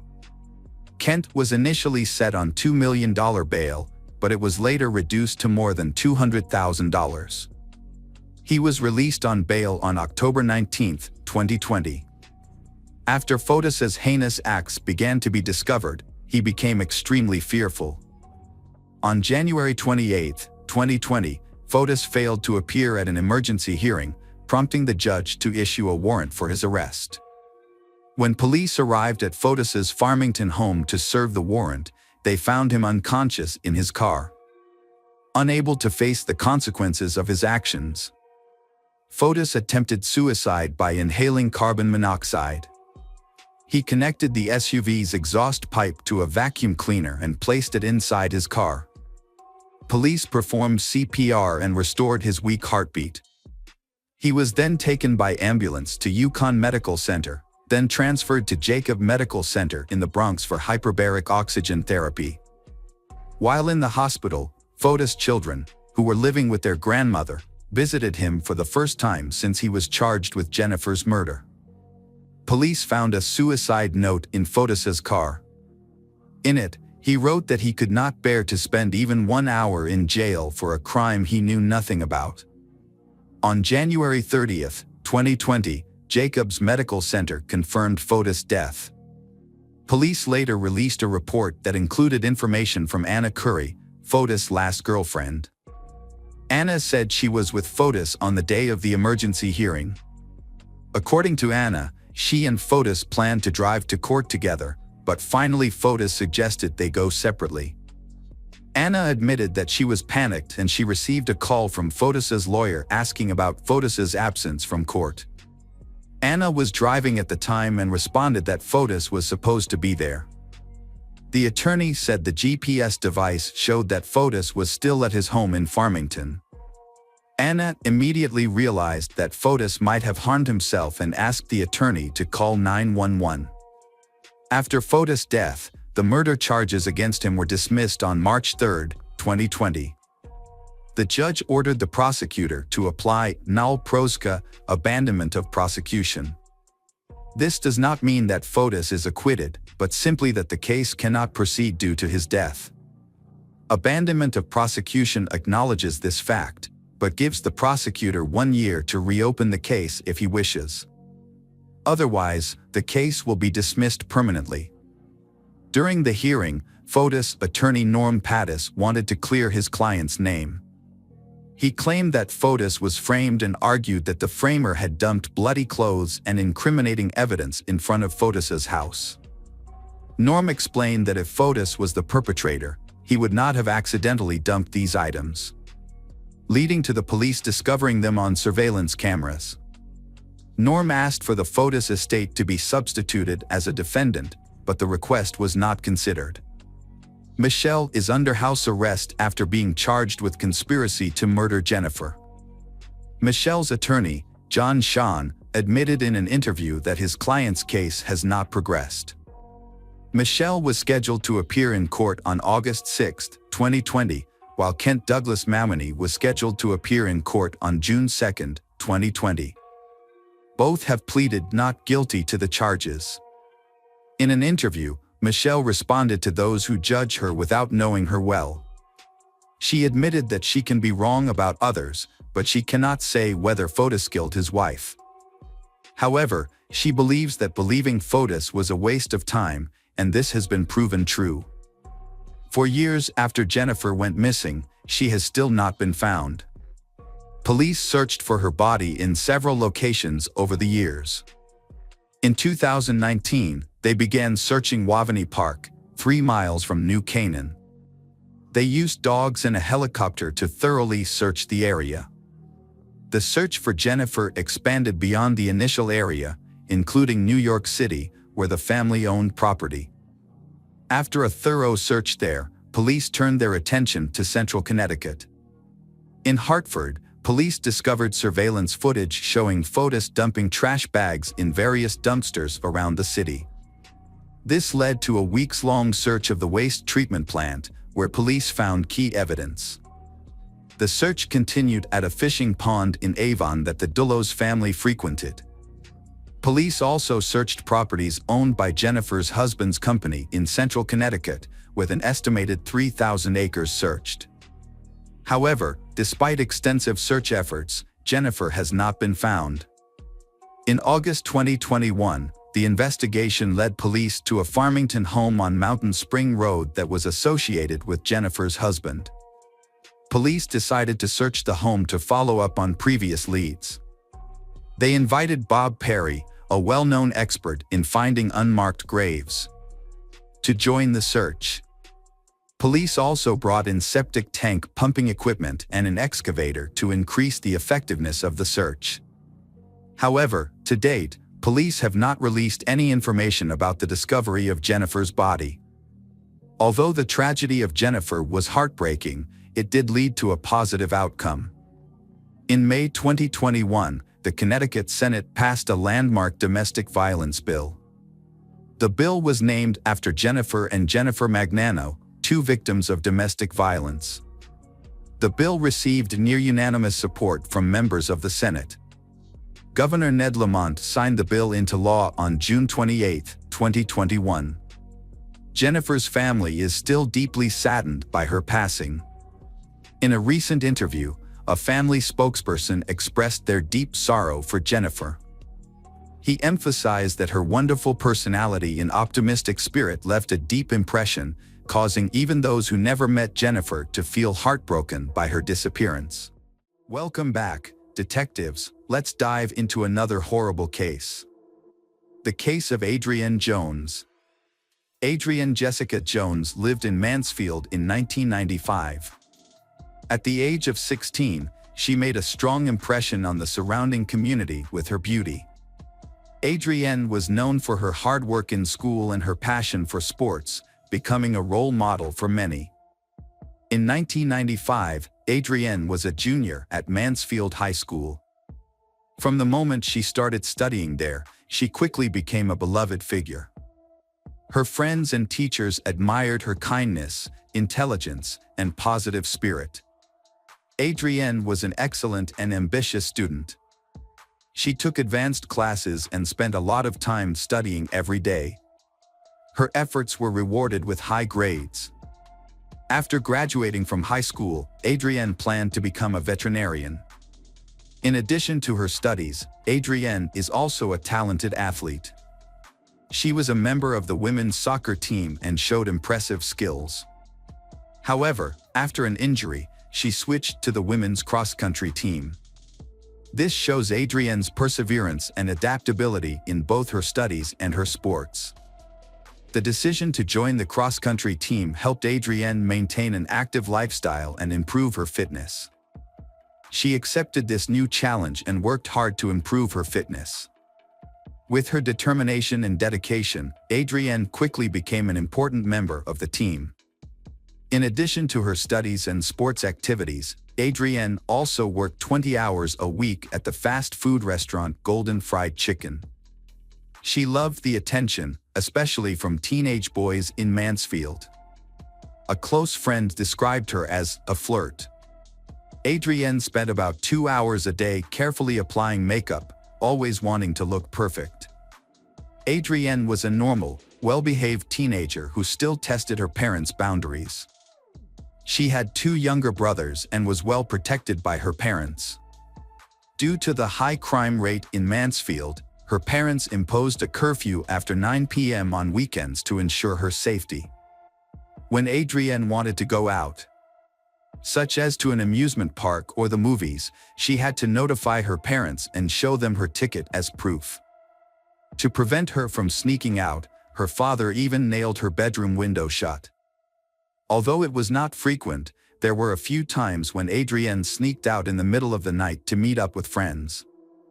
On Sunday, December 3, 1995, Adrienne was allowed by her parents to stay up late to talk on the phone with her boyfriend, Tracy Smith. Tracy was away on a family trip for the weekend, but Adrienne was desperate to get in touch with him. While they were talking, another call came in. Adrienne's mother heard her daughter was calling Tracy. When her mother asked who was calling, Adrienne said it was David, her cross-country teammate. Adrienne said David seemed upset about something. The next morning, Adrienne's family woke up as usual to get ready for work. When Adrienne's alarm clock continued to ring in her room, her mother began to worry. She went to check on her and found that Adrienne was disappeared. Her bed was made as if no one had slept in it the night before. Adrienne's mother tried to stay calm when she realized that her 16-year-old daughter was missing. At first, she thought Adrienne might have gone for a morning job, but she quickly dismissed the idea when she saw that her daughter's running shoes were still in her room. Although Adrienne sometimes snuck out in the middle of the night to meet friends, she had never stayed out all night like this. Concerned for their daughter's safety, Adrienne's parents called the police.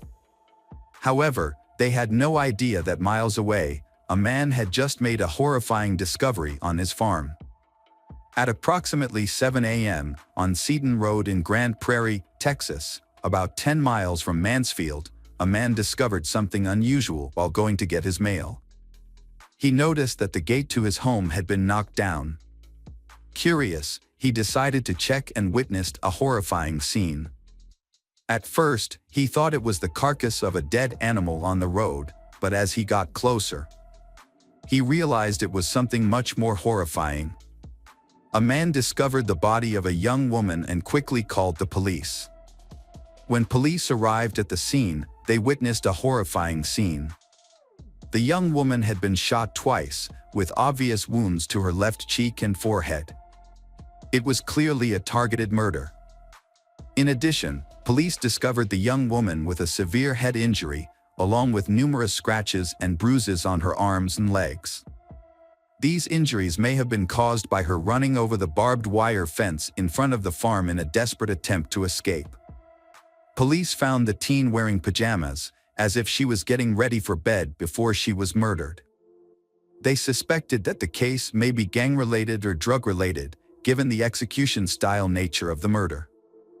After finding the body, Grand Prairie Police quickly sent out a notification to agencies in the area. The notification included basic information about the victim, such as age, height, weight, and other identifying characteristics. The goal was to share information and increase awareness, in the hopes of finding a connection between the victim and missing persons cases reported to other agencies. Mansfield police quickly identified the teen murdered in Grand Prairie as Adrienne. They contacted Grand Prairie Police to coordinate the investigation. The next step was to break the sad news to Adrienne's family. Upon hearing the news of her daughter's murder, Adrienne's mother was devastated. Since Mansfield is a small town, news of Adrienne's death quickly spread to Mansfield High School, where she attended. Adrienne's classmates and friends were devastated by the news. Many theories were put forward about the cause of her death, the most common of which was drug use. Some people were also concerned about the possibility of a serial killer on the loose in the community. Her mother reported a phone call between Adrienne and her boyfriend Tracy, and another teenager named David had called at the same time. According to her mother, one of Adrienne's younger brothers heard the sound of a car engine outside the house sometime after midnight. When he looked out, he saw a pickup truck driving away. Police was trying to identify David, who had been in contact with Adrienne on the night of her murder. To gather more information, they approached Adrienne's cross-country coach. The coach said that there was a member of the team named David Graham. However, the coach was surprised to hear that David had called Adrienne, as there had been no previous indication that the two had a relationship. David Graham was a typical American teenager. At the age of 7, after seeing an air show, David decided to become an Air Force pilot and told his father about his dream. Since then, he has worked hard to make his dream come true. At Mansfield High School, David was a popular and well-liked student. He had a natural charm and was always cheerful. Although many girls were interested in him, it was Diane Michelle Zamora, a senior, who pursued David. Diane stood out from the crowd because she shared David's desire to join the military and was actively pursuing her goal. After Adrienne was murdered, the police interviewed David Graham. David admitted to knowing Adrienne since they were both on the cross-country team, but insisted that they were just casual friends. The police asked David if he had been in contact with Adrienne the night she was murdered. David denied it completely, saying that he had been home studying with his girlfriend Diane Zamora that night. The police thoroughly investigated David as a suspect in Adrienne's murder. They contacted Adrienne's friends to find out more information. One of Adrienne's closest friends said that she knew all of Adrienne's secrets, but had never heard Adrienne mention David. Furthermore, when the police checked Adrienne's phone contacts, they did not find David's phone number. This discovery further confirmed that David had nothing to do with Adrienne's murder. So the police eliminated David from the list of suspects. They turned their attention to Tracy Smith, Adrienne's boyfriend. However, the police quickly established that Tracy had a solid alibi. On the night of the murder, he was out of town with his family.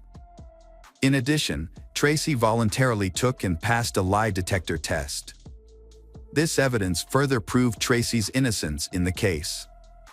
During his interview with the police, Tracy Smith provided important information about Adrienne's murder. He said that on the night of the murder, while talking to Adrienne on the phone, she had told him that someone named Brian had called. Based on this statement, the police investigated and identified Brian as a local teenager whose full name was Brian McMillan. The police believed that Brian might be involved in the case and needed to be further investigated. During the investigation, the police discovered important information about Brian McMillan. They learned that Brian had worked at a pharmacy near the restaurant where Adrienne worked. Brian had developed a crush on Adrienne and frequently visited the restaurant to peek at her.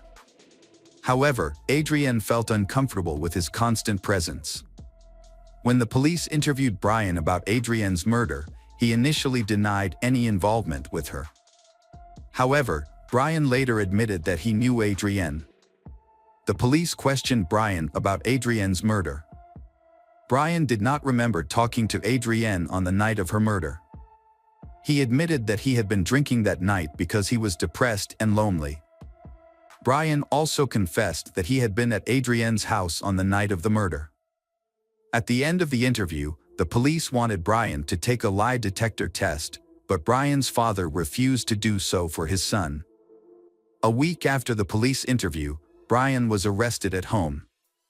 The police thought carefully and decided to carry a weapon because they suspected Brian might have a gun. They wanted to ensure everyone's safety during the arrest. Brian was charged with Adrienne's murder. However, many of his friends spoke out in his support, describing him as a gentle person with no violent tendencies. This created a contradiction between the police's accusations and the comments of those who knew Brian. Brian's father confirmed that his son was home the night Adrienne was murdered. Brian was held in custody for 3 weeks, including Christmas and New Year's, pending further investigation and legal proceedings. During this time, the district attorney's office asked Brian to take a polygraph test, which he passed with flying colors. Due to the lack of evidence linking Brian to Adrienne's murder, the district attorney's office decided to release him. After 9 months of investigating Adrienne's murder, the Mansfield, Texas police made a major breakthrough. The information came from Annapolis, Maryland, where Diane was a student at the Naval Academy. According to reports from officers at the academy, Diane admitted to several classmates that she and her boyfriend David Graham had murdered a girl named Adrienne Jones while they were living in Mansfield, Texas. Police from Mansfield traveled to Annapolis, Maryland to question Diane shortly after receiving the information. During the interview, Diane denied all of her previous confessions. However, the Naval Academy decided to suspend her and send her home while the investigation was ongoing. After failing to get any information from Diane, the police traveled to Colorado Springs, Colorado, to interview David at the Air Force Academy. When questioned, David said he did not understand why Diane would make up the story about killing Adrienne. During the interview, David began to lose his temper and asked to write a statement. He wrote a 4.5-page confession letter detailing how he and his girlfriend Diane planned to kill Adrienne. In the letter, David recounted an incident that occurred in November 1995 when he offered to give Adrienne a ride home. On the way, they stopped in an elementary school parking lot and had sex. David felt extremely remorseful after cheating on his girlfriend Diane. He loved her very much and knew that his actions would hurt her deeply. One night, while the two were studying for the SATs together, they had an argument. Unable to bear the guilt any longer, David decided to confess. He sat down on a chair, sobbed, and admitted to Diane that he had been unfaithful. After David confessed to Diane that he had been unfaithful and had an affair with Adrienne, Diane felt extremely hurt and angry. David's betrayal had broken her heart. In a fit of rage, Diane argued and yelled at David. She even wished he were dead and felt deep hatred for Adrienne. Diane's emotions were so strong that it was difficult for her to understand and accept what had happened. Realizing the seriousness of the situation, David told Diane that he was willing to do anything to save their relationship. David revealed that he and Diane had decided that in order to save their love, they needed to kill someone. They chose Adrienne as their victim. In his confession letter, David recounted that on December 3rd, he called Adrienne and arranged to meet her secretly late at night. He told Adrienne not to tell anyone about the meeting. David had originally planned to meet Adrienne alone, kill her, and dump her body in a lake. However, at 2:30 a.m., David picked Adrienne up in his car, and Diane secretly accompanied him by hiding in the back seat. David drove to a remote location 10 miles from town. Here, he turned off the highway and onto a road called Satan Road. David stopped the car on the side of the road. Adrienne gently adjusted her sitting position, thinking that she and David were about to have a private moment. However, David had silently called Diane out of the trunk of the car. Diane appeared from behind, walked around the front of the car, and approached. As she approached, she came face to face with Adrienne, who was sitting in the passenger seat. Diane attacked Adrienne with a dumbbell from David's exercise equipment. Despite being badly injured, Adrienne escaped through the window of David's car. David and Diane panicked, so David grabbed a 9mm Makarov and chased Adrienne. Due to her head wound, Adrienne did not get far and collapsed in a nearby field. When David caught up, he shot Adrienne twice and returned to the car. After Adrienne died, the first words Diane and David said to each other were, "I love you." After David confessed to killing Adrienne, the police returned to question Diane. Surprisingly, Diane also gave her own confession. Both David and Diane were arrested and charged with premeditated murder. However, both later recanted their initial statements. David claimed that Diane was the real culprit, while Diane accused David of acting alone. In 1998, Diane's trial took place in February of that year. During the trial, several witnesses testified that Diane had shown no remorse for killing Adrienne. After deliberations, the jury returned a verdict on February 17, finding Diane guilty of premeditated murder. As a result of this verdict, Diane was sentenced to life in prison, with the possibility of parole after 40 years. In the same case, David Graham was also convicted of Adrienne's murder and received the same sentence, life in prison with the possibility of parole after 40 years. Hi everyone, thanks for returning. Let's unravel another perplexing mystery. The case of Alexandria Koschel. Alexandria Koschel. Born on September 11, 1997 in St. Louis, Missouri, Alexandria, commonly known as Ally, is the adorable daughter of Cindy and Keith and has an older brother named Andrew. Alexandria has a friendly and approachable personality. From a young age, Alexandria's bright smile and warm personality attracted people. As she grew up, Alexandria's positive energy spread a positive life to those around her. She spends time with her friends, classmates, and family members. Alexandria's ability to connect with people from all walks of life is truly remarkable. Alexandria is a charming and compassionate person who always helps those in need. She attended Lindbergh High School, where she developed her passion for athletics. During high school, Alexandria met her best friend, Maddie Norris, and they formed a close bond and friendship that grew into a deep and trusting sisterly bond. Alexandria and Maddie shared a passion for exploring life and trying new experiences. Together, they faced challenges, laughed, and made lasting memories. During their time together, they enjoyed afternoons spent watching movies. One of their favorite movies was Legally Blonde. Once Alexandria got her driver's license, she and Maddie often drove around town in Alexandria's convertible. As their senior year approached, Alexandria still had no date for the upcoming prom. Although a few guys had asked her out, she had never had a serious relationship or boyfriend. Feeling frustrated, she considered skipping the event.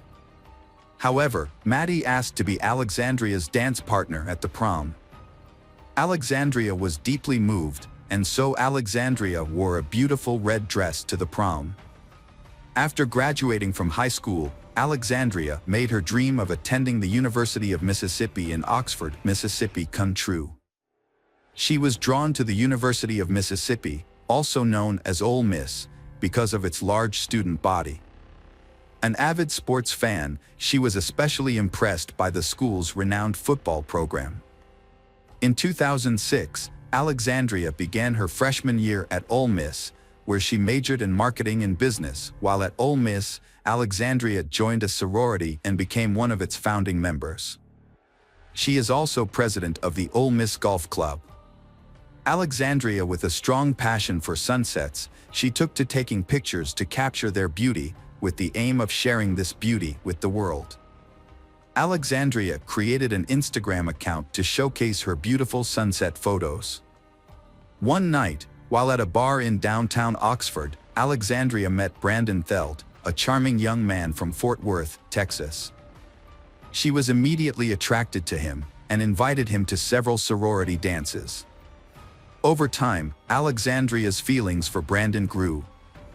Born into a loving Christian family, Brandon had a fulfilling childhood, with his father being a prominent doctor in Fort Worth.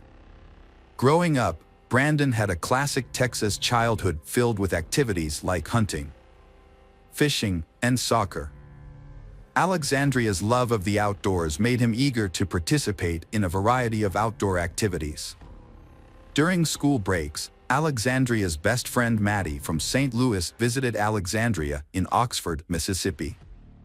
According to Alexandria, Maddie was excited to see Brandon. However, during Maddie's time there, Brandon did not come to visit and see Alexandria's deceased best friend. This left her heartbroken. Maddie witnessed Alexandria's sadness and felt sorry for her friend. Despite her trauma, Alexandria remained strong and focused on her studies at Ole Mississippi. Alexandria had a great first year, with high grades, new friends, and a strong sense of humor. The summer of 2019, right before Alexandria's senior year, was a time of great anticipation for Alexandria and her parents, Cindy and Keith. They were all looking forward to her senior year at Ole Mississippi. Alexandria's parents decided to visit her at Oxford University for a few days. They were happy to see how quickly their daughter adjusted to her new surroundings. At the time, Alexandria was busy teaching a gym class and attending summer school. When her parents arrived, Alexandria gave them a tour of the campus, showing them her favorite spots in town. The visit gave her parents, Cindy and Keith, the opportunity to see firsthand how their daughter has grown and be proud of all she has accomplished. Cindy, her mother, cooks Alexandria's favorite dinner. During the meal, they shared fond memories. Alexandria's parents had originally planned to return home to St. Louis, but she asked them to stay an extra day so they could experience more of what Oxford had to offer. Cindy and Keith agreed to extend their stay. On July 19th, after returning home, her parents called Alexandria around 7 p.m. She answered the phone, still sleepy from her nap, and explained to her mother that she planned to go out with friends that evening. Cindy told her daughter that she loved Alexandria and hung up. Little did she know that would be the last time she would speak to her daughter. Sardis Lake is a large recreational area 30 minutes from Oxford that has many hunting camps. The area is large and is patrolled by the local police department for safety. On June 20, 2019, a police officer began patrolling Sardis Lake early in the morning. As the officer drove around the lake, he noticed near a picnic table the body of a young woman lying on the ground. The officer was shocked by the discovery and immediately called for help. Other officers and paramedics arrived on the scene a few minutes later. Upon arrival, the officer found a wallet in a nearby ditch. When the wallet was opened, it contained an Old Miss school ID and a driver's license identifying the owner as Alexandria Koschel. Later, after the discovery of Alexandria's body at Sardis Lake, the police had to notify her parents, Cindy and Keith. However, they were away from home in St. Louis at the time. Her mother was devastated when she heard the news about her daughter. The news of Alexandria's death shocked her friends as well as her parents. Alexandria's friends turned to social media, using the hashtag #JusticeForAllie, to express their grief and demand justice for her. They share fond memories of Alexandria in social media posts, talking about the positive impact she had on their lives. And her friends sent their condolences to her family. Following the tragic death of Alexandria, we express our deepest condolences to the Alexandria family during this extremely difficult time.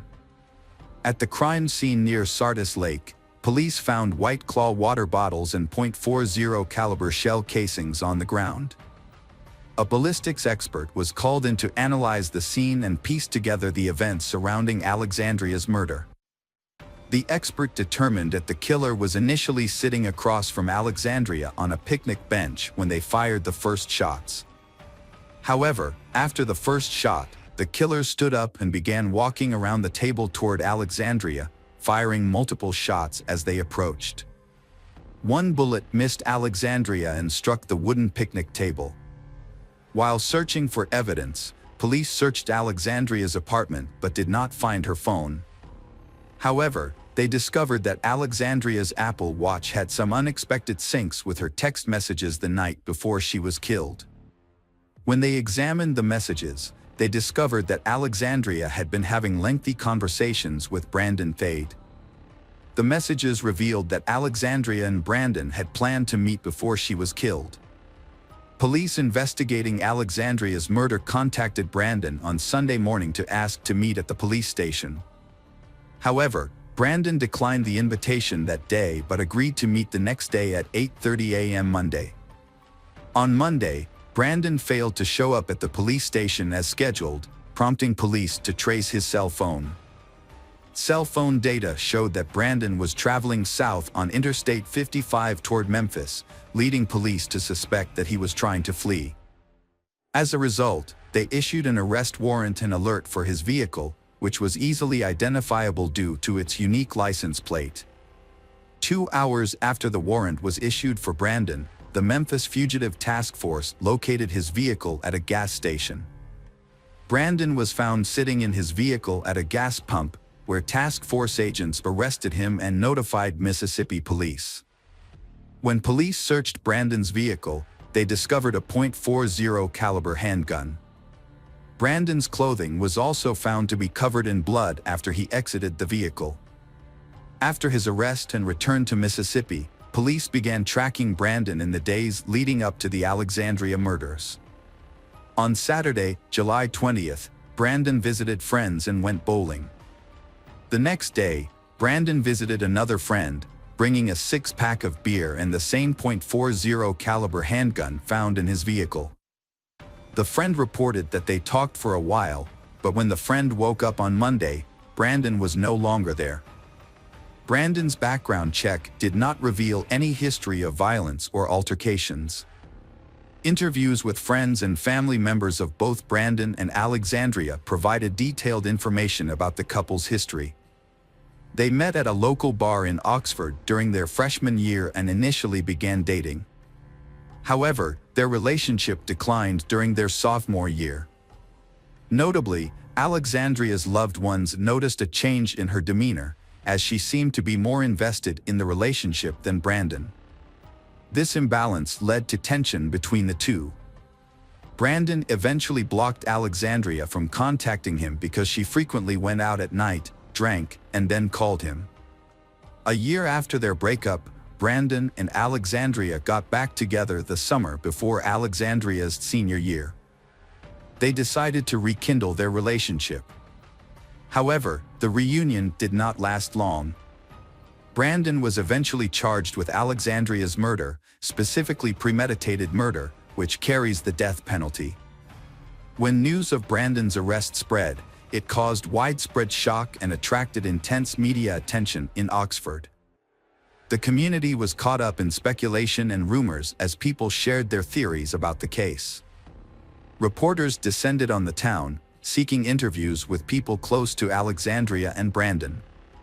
In September 2019, Brandon pleaded not guilty to murder. As police continued to gather evidence, they reviewed text messages exchanged between Brandon and Alexandria before her murder. The messages revealed that Alexandria was concerned that she might be pregnant in April 2019, 3 months before her death. On April 14th, Alexandria sent Brandon a photo of a home pregnancy test result. He made it clear that they would not keep the baby and suggested that they could buy abortion pills. Alexandria, however, did not want an abortion, and she thought that she would meet someone who would love her and her child. Despite this, Brandon was adamantly against having a child, telling Alexandria that it would ruin his life. Police also discovered surveillance footage that showed Alexandria leaving a bar in Oxford Square at around 11:45 p.m. on July 18th. About an hour later, at 1:30 a.m., Alexandria met Brandon and he drove them to Sardis Lake. Brandon's defense attorney claimed that he and Alexandria had been drinking throughout the day. At Sardis Lake, they sat at a picnic table and listened to music. Brandon then got up and walked to his truck, where he used drugs. He walked back to Alexandria, returned to his truck, and retrieved a .40 caliber gun. By the time Brandon retrieved his gun, there had been a shooting on the other side of the lake. After the incident, Brandon and Alexandria continued to talk, but the situation became heated, and Brandon shot her. According to the defense, Brandon's actions were influenced by the combined effects of drugs and alcohol. The police and Alexandria's family saw the incident from a different perspective. They believed that Brandon killed Alexandria because he suspected she was pregnant, which he believed would ruin his life. To them, the murder appeared premeditated. Brandon agreed to a plea deal with state police on August 27, 2021, avoiding the death penalty. Under the deal, Brandon admitted to first-degree murder and received a life sentence without parole. Alexandria's loved ones attended the hearing. Brandon addressed Alexandria's family after the sentencing, expressing remorse for his actions and asking for their forgiveness. He acknowledged the great pain he had caused and hoped they could find forgiveness in their hearts. Although Alexandria's autopsy report showed that she was not pregnant at the time of her death, her mother, Cindy, believes that Alexandria was pregnant and lost the baby. Hey detectives! Welcome back. We've got another mysterious case to explore. The case of Shauna Nelson. Heather is a girl with a cheerful, sweet, and innocent personality. Her beauty was characterized by white skin, rosy lips, and dark hair, which captivated Ignacio, who affectionately called her his Snow White. When Ignacio asked her out on their first date, Heather was overjoyed. She eagerly shared the news with her roommates. Heather's friends were particularly thrilled for her, as she hadn't had much dating experience before, and they thought this could be the start of something special. Heather and Ignacio's bond grew stronger. Ignacio consistently showed his care and thoughtfulness by surprising Heather with her favorite flowers and coffee. His considerate nature made Heather feel loved and appreciated. After Ignacio graduated from the University of Northern Colorado, he decided to propose to Heather. She happily accepted his proposal. However, Heather made one condition clear: if Ignacio ever cheated on her, she would end their marriage immediately, regardless of any apologies or attempts to make amends. She would not tolerate infidelity in their relationship. After making her stance clear, Heather and Ignacio decided to get married within a year of their engagement. Their wedding was a beautiful and joyful celebration. Ignacio began working as a law enforcement officer at the Greeley, Colorado Police Department, while Heather worked as a supervisor at the local credit union. She quickly gained the admiration and respect of her colleagues and customers alike. They appreciated her exceptional ability to comfort credit union members during difficult times. A coworker described Heather as wonderful all the way around, reflecting her kind and caring nature. After 5 years of marriage, Heather and Ignacio welcomed their beautiful firstborn daughter, Victoria. Heather's world was filled with joy as she became a mother. Ignacio also proved to be an outstanding father. From the outside, their life seemed perfect. A picture of happiness and contentment. Heather's life took a big change in 1997 when her father suddenly passed away from a heart attack. Just a few days later, her mother received a devastating cancer diagnosis. Despite the immense grief, Heather remained committed to caring for her mother, selflessly dedicating herself to supporting she over the next several years until she passing in 2003. During this challenging period, Heather's husband, Ignacio, played a supportive role, caring for their daughter, Victoria, and helping with household responsibilities. However, as time passed, he began to develop an interest in a new woman, Shauna Nelson, a dispatcher at the Greeley Police Department. Shauna was already married to Ken, a Weld County Sheriff's deputy, and they had 2 children. The couple's marriage, however, was struggling. Ken believed their relationship problems began when she returned to work after giving birth to their second child. Initially, the connection between she and Ignacio was friendly. But it soon evolved into a flirtatious exchange of comments and playful banter, marks the beginning of an extramarital affair. Shauna's compliments had a profound effect on Ignacio, captivating him and sparking a deep attraction. As they spent more time together, their initially friendly interactions developed into a deep love affair.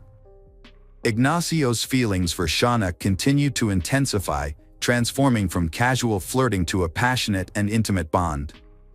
Despite being married, they couldn't resist their strong attraction to each other. As Ignacio and Shauna's secret relationship became the subject of local gossip, Heather remained unaware of the affair. No one was willing to inform her, resulting in the relationship between Ignacio and Shauna growing stronger, while Heather remained in the dark.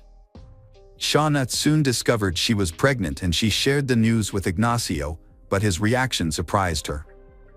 Instead of being overjoyed, Ignacio questioned the paternity of the baby, wondering if it was his or her husband Ken's child.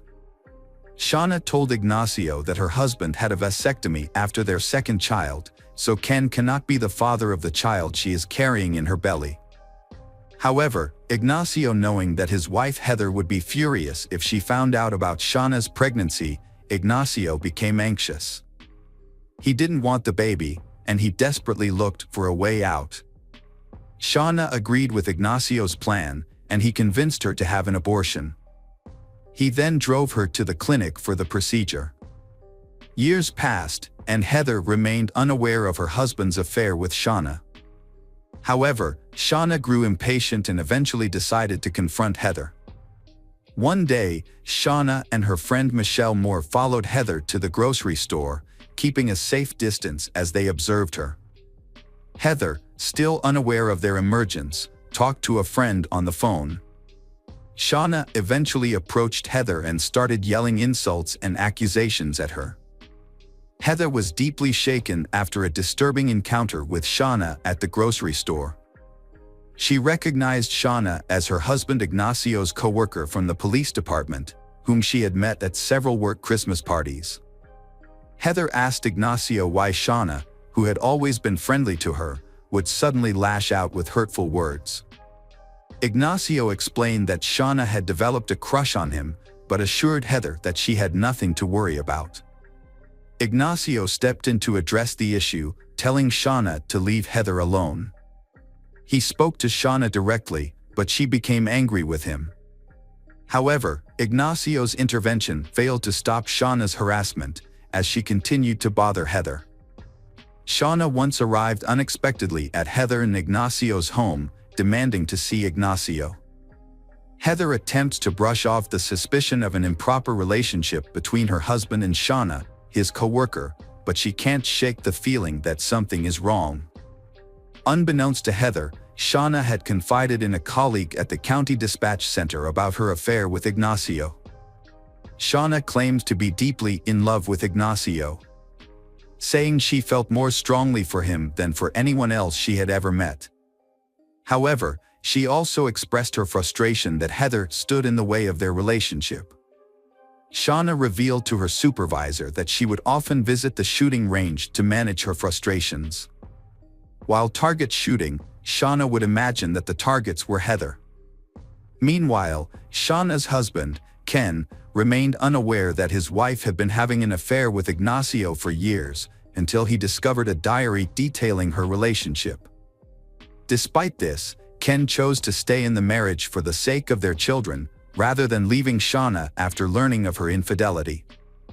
Shauna was aware that she was not the only woman in Ignacio's life. He was having an affair with another woman, and this realization led Shauna to closely monitor his actions. Determined to be the only woman he was involved with, she threatened to tell Heather everything if he ever left her. As time passed, Shauna's fixation on Ignacio grew stronger.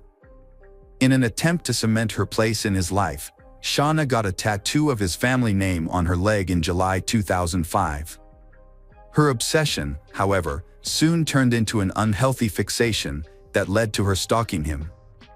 Whenever Heather and Ignacio took their daughter, Victoria, out to a restaurant, Shauna and her family would coincidentally show up. Ignacio noticed the alarming shift in Shauna's behavior but chose to continue their illicit relationship despite his growing unease. When Shauna discovered she was pregnant with Ignacio's child for the second time, she immediately informed him she intended to keep the baby. Shauna gave birth to their son, Christian, in March 2006. However, due to Ignacio's wife being unaware of the situation, Ken proposed a solution. He would raise Christian as his own, provided Shauna remained his wife. Shauna agreed to the arrangement. In the summer of 2006, a woman approached Heather with unexpected news. Shauna Nelson had given birth to Ignacio's child. Heather was stunned and confused by this revelation. Upon returning home, Heather confronted her husband, Ignacio, about the child, seeking answers. Ignacio attempted to conceal his affair with Shauna, lying to his wife once again. Heather maintained her trust in Ignacio until one night in December 2006, when she woke up to find him gone. As she waited for his return, she became increasingly anxious. When Ignacio finally came back home, Heather confronted him immediately. Unlike his past responses, Ignacio chose to be honest this time. He confessed to spending the night with Shauna and revealed that the affair had been ongoing for years. He also shared that Shauna had been pregnant with his child twice and had recently given birth to their son. Following Ignacio's confession, Heather took the action she had previously threatened. She ended their relationship and asked him to leave the house. However, her deep-seated desire to keep her family together led her to reconsider and call Ignacio the next day. Despite her initial shock, anger, and skepticism, Heather's priority was keeping her family intact. She feared that ending the relationship would have a negative impact on their daughter Victoria, forcing her daughter to grow up in a household with divorced parents. Heather had a conversation with Ignacio about their feelings for each other. Heather lets him know that she still loves him, and she believes he does too. Heather wanted to save their marriage and made it clear that she did not plan to file for divorce. However, she also made it clear that she was not ready to immediately reconcile. Before considering reconciling, Heather presented Ignacio with several requirements. First, she asked him to take an STD test to ensure his health. Additionally, Heather also suggested that they attend counseling together to help them work through the difficulties of repairing the relationship and working through any issues that led to his affair. She asked Ignacio to relinquish his father rights to Shauna's baby, and she wanted him to end his relationship with Shauna altogether. Ignacio, determined to save his marriage, accepted all the conditions Heather set in order. He took responsibility for his wrongdoing and was willing to make things right. As part of the agreement, Ignacio called Shauna and ended their affair. Heather was present and listened to the entire conversation. Shortly after Ignacio hung up the phone, Heather received a text message on her cell phone. The message included a photo of Shauna and Ignacio's son, Christian, with the caption, "IGS Flesh and Blood," beneath it. Shauna was furious about the sudden end to her relationship with Ignacio, who chose to stay with Heather instead. Feeling betrayed and abandoned, her anger intensified. In response, Shauna began publicly talking about suing Ignacio for Christian's financial support in early 2007. Ignacio and Heather were working to repair their marriage after his infidelity. Despite their challenges, the couple was determined to move forward. However, Ignacio's former mistress, Shauna, continued to harass Heather, making reconciliation difficult. Shauna's behavior became more and more aggressive, prompting Ignacio and Heather to take action. To protect Heather's car from potential damage by Shauna, they started parking it in the garage. They also sought help from a lawyer, who sent Shauna a formal notice requiring her to stay away from Ignacio, Heather, and their daughter, Victoria. The notice clearly stated that Shauna was to stop harassing and intimidating the family but she ignored the warning. Instead, she persisted in sending Heather malicious messages via text, email, and voicemail to intimidate and provoke Heather. On January 23, 2007, at around 6 p.m., Heather was walking out of her workplace at the credit union. It was just after 6 p.m. As she walked out of the building with her co-workers into the dark parking lot, she was looking forward to a quiet night at home with her daughter. But her evening took a terrifying turn when a person dressed in black and wearing a Halloween mask approached the group, aiming a gun directly at Heather. The gunman appeared to be targeting Heather specifically, and as others in the group tried to seek cover, the gunman ordered Heather to kneel down and pointed the gun at her head. Right before pulling the trigger, the gunman expressed a personal vendetta, saying, "You ruined my life," and then shot Heather twice at close range. The gunshot wounds were fatal and inflicted in an execution-style manner. After shooting Heather, the gunman quickly escaped in a nearby red pickup truck. Meanwhile, Heather's co-workers and other witnesses immediately called 911 for help. Minutes later, paramedics arrived at the scene, but unfortunately, Heather did not make it. Due to the severity of the head injuries, Heather was pronounced dead at the scene. When police officers arrived at the crime scene, a parking lot, they were shocked to discover that the shooting victim was Heather, the wife of their co-worker Ignacio. Recognizing the victim, the officers immediately notified Ignacio and instructed him to go to the hospital. Upon arrival, Ignacio rushed through the hospital hallways to reach Heather's trauma room, but he was stopped by a doctor who delivered heart-wrenching news: Heather had passed away. The news was devastating for Ignacio, and he was now faced with the difficult task of informing their 9-year-old daughter, Victoria, about her mother's passing. As the investigation continued, witnesses at the crime scene shared their accounts of the events. One witness reported seeing the shooter suddenly appear and then flee in a red pickup truck, while another suggested that the shooter might have been a woman, based on their running style. Shauna Nelson has become the prime suspect in the investigation, linked to Heather's harassment. It was also mentioned that Shauna may have had a motive for the shooting, because she had an affair with Ignacio. The police officers at the crime scene were already familiar with Shauna and her husband, Ken, a police officer. What drew their attention was the fact that Ken owned a car similar to the one used by the shooter. As the evidence against Shauna grew, police sent out an alert to all units, focusing on Shauna and the red pickup truck she was driving. Ken was on duty that night and was driving patrol car when he received a radio alert about his wife and vehicle. He quickly began looking for his wife. 20 minutes later, he found her driving his vehicle close to their home.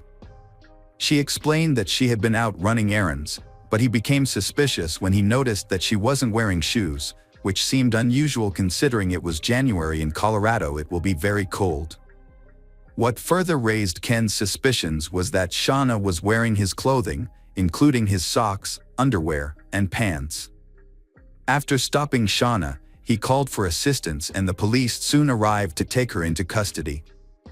The authorities then launched an investigation to determine if Shauna had any involvement in Heather's murder. Investigators made several key proof in their investigation. They found a pair of shoes with Shauna's DNA near the crime scene, less than 1,000 feet away. In the parking lot where Heather was shot, they recovered 2 shell casings from a .40 caliber Glock Model 22, the same type of gun used by Ken for his job. This new evidence strengthened the case against Shauna. The investigation also turned up a Halloween mask hidden under the seat of Ken's red pickup truck. The mask closely resembled the one worn by the suspect in the shooting of Heather. At Shauna's home, investigators found a bathtub filled and ready for use, suggesting that Shauna may have planned to wash off any blood after the crime. After Shauna's arrest, her clothing and hands were tested for gunshot residue. The results were positive, showing that she had recently been around a gun. With this new evidence, Shauna was eventually charged with first-degree murder. Despite matching shell casings from the murder weapon, the actual gun used to kill Heather was never recovered. The reason for this was partly due to the actions of Ken, who stopped Shauna after the murder but failed to detain her. As a result, Ken was charged with destruction of evidence and abetting first-degree murder. During her police interrogation, Shauna provided an alibi for her whereabouts at the time of the murder. She explained that she had put on some of her husband's dirty clothes from the laundry basket, which is why she was wearing them. Shauna claimed she went to the store, realized she forgot her wallet, and then drove back home. However, when questioned about Heather's murder, Shauna denied any involvement or knowledge of the crime. Ignacio was also questioned by the police but was eventually cleared of suspicion in February 2008. Shauna's trial for the murder of Heather began, with Shauna pleading not guilty to the charges. The prosecution argued that Shauna's fixation with Ignacio, a married police officer, was the primary motivation behind her murder of Heather, and that this was not Shauna's first affair with a married officer. The state negotiated a deal with Michelle Moore, a key witness and Shauna's former best friend. Michelle often accompanied Shauna when she would intimidate and harass Heather. In exchange for a reduced sentence, Michelle agreed to testify against Shauna. During her testimony, Michelle made it clear how much Shauna disliked Heather and even confessed that she helped plan the murder. In contrast, Shauna took the stand in her own defense, strongly denying all allegations against her. Shauna specifically denied having conversations about her fantasies of killing Heather or picturing Heather in her mind during target practice with others. She also claimed to have had no involvement in the killing itself, stating she was on her way to a liquor store at the time of the shooting. As part of her defense, Shauna proposed an alternative explanation for Heather's murder. She suggested that Michelle might have killed Heather to make her happy. However, when Michelle was questioned further, she dismissed Shauna's claims. The prosecution alleged that Shauna dressed in her husband's clothes during the shooting to frame him for the crime. The state claimed that by killing Heather, Shauna and Ignacio would be able to start a new life together.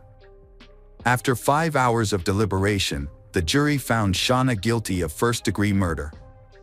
The judge addressed Shauna, stating that she deserved the sentence she received. Shauna's former friend, Michelle, was sentenced to 9 years in prison for her role in planning Heather's murder. Following Shauna's conviction, her husband Ken resigned from the police department, filed for divorce, and moved out of state with their children. However, he eventually returned to Colorado and expressed hope that their children would one day visit Shauna in prison. Despite the circumstances, Ken believed that Shauna was a caring and wonderful mother. Heather's family is relieved Shauna is in custody and they feel justice has been served. Her loved ones hope Shauna will spend the rest of her life reflecting on the suffering she caused Heather. Shauna's actions had dire consequences. She separated Heather from her loved ones, ultimately depriving the love, care, and nurturing that a mother would give to her daughter, Victoria. Unfortunately, when Victoria, 17 years old, she died in a car accident in 2015. Her vehicle crashed into a tree after she lost control, resulting in her untimely death.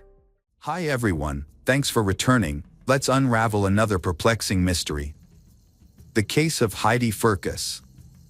Heidi Firkus was born on December 14, 1984, as the youngest child and only daughter among the 3 children of John and Elinda Erickson. She lived a fulfilling life, known for her cheerful personality and artistic talents. After graduating from high school in 2003, Heidi attended Northwestern University in Roseville. She was a regular at Calvary Chapel, where she had been involved since childhood. At church, Heidi met Nick Firkus. They both became youth group leaders, serving the community with dedication and passion. Nick was born on February 25, 1983, to Julie and Steve Firkus. He is an ambitious and dynamic young man, working as the CEO of a reputable carpet cleaning company. Nick is known for his well-rounded personality and good work ethic. He found his ideal partner in Heidi, whom he met at Calvary Chapel. In 2005, Nick and Heidi, then 22 and 20, were married at the church where their love began. The wedding took place surrounded by family and friends. To outsiders, their marriage seemed perfect. They both loved traveling and cycling, were active in church activities. Heidi began working at her father's financial services company in an administrative role. Their relationship seemed to grow stronger over time. However, their lives were not what they seemed. Little did Heidi know that her life was about to take a turn. On the morning of April 25, 2010, a tragic event occurred in St. Paul, Minnesota. Heidi called 911 to report an intruder in her home. Just 38 seconds into the call, while Heidi was giving her address, she suddenly yelled "no," and a gunshot rang out. 65 seconds after the first shot, Heidi's husband, Nick, used her phone to contact 911 again. He said in desperation, "Please, someone just broke into my house and shot me and my wife." During the call, Nick sobbed and repeatedly screamed, "Oh Heidi, my wife is dead, please come here." He also screamed, "No," in pain. When police arrived at the scene, they found Heidi lying unconscious in the kitchen with a gunshot wound to her back. Nick was lying next to her on the floor, still talking to 911. He looked very distressed and had a wound to his left leg. Nick told police that 1 or 2 intruders had broken into their home. He grabbed a handgun and tried to flee with his wife through the back door, heading towards the garage. However, the intruder grabbed the gun from Nick and shot both of them.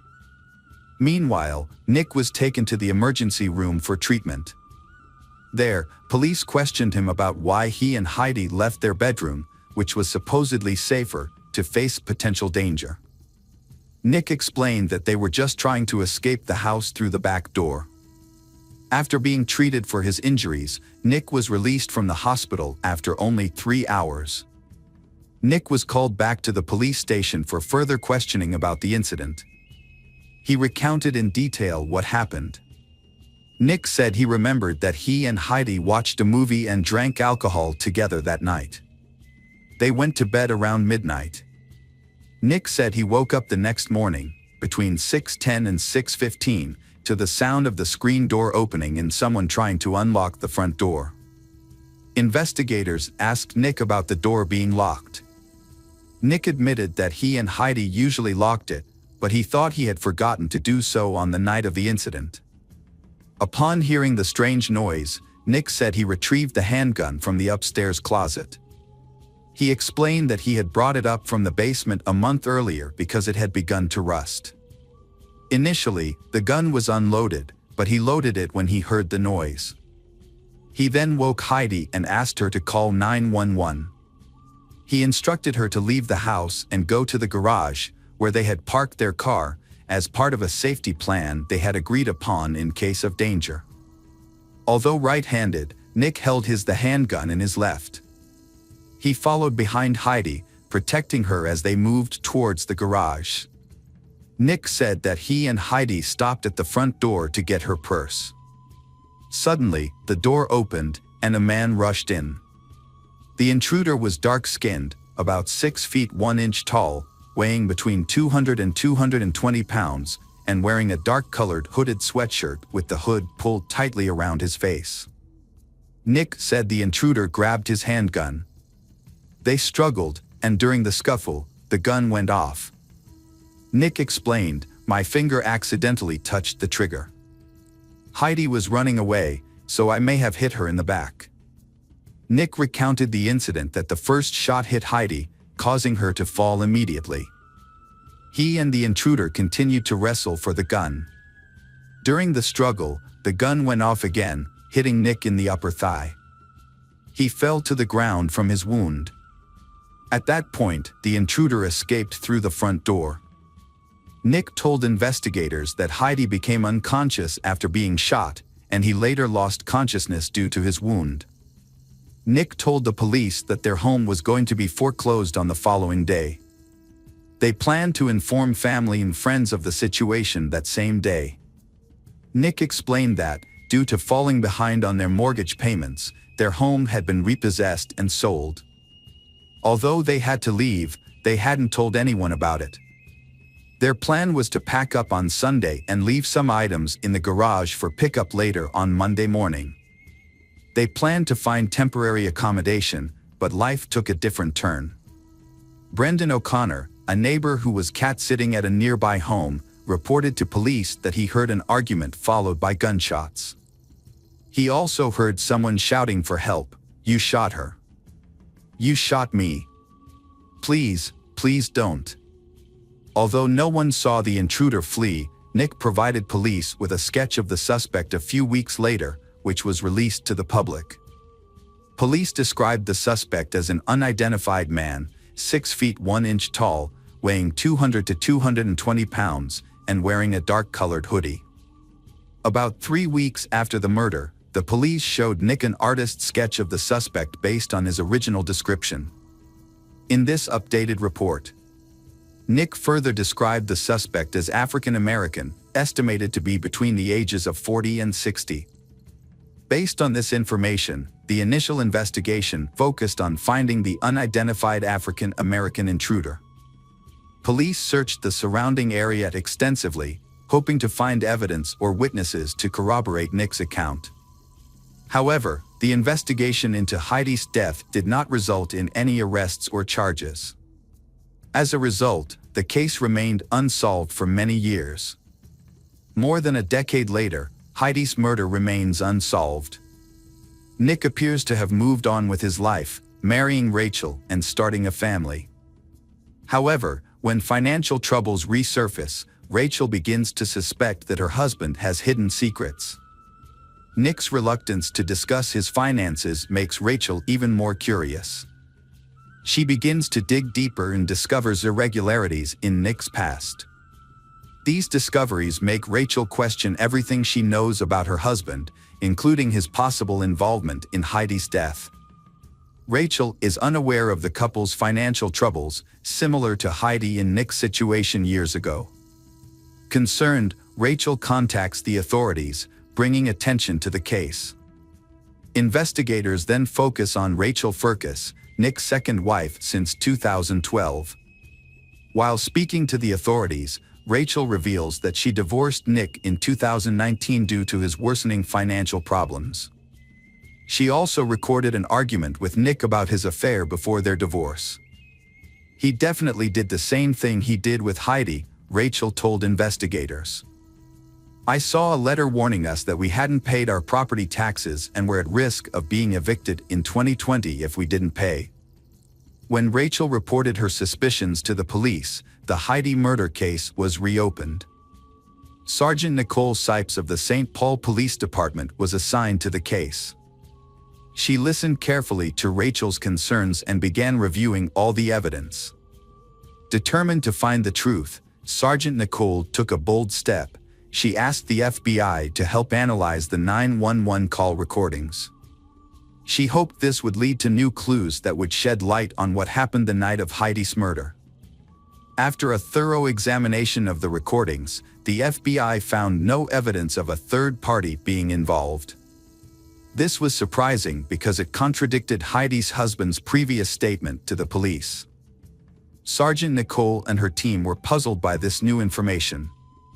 If Heidi and her husband were the only ones in the house, then what exactly happened between them that led to her death?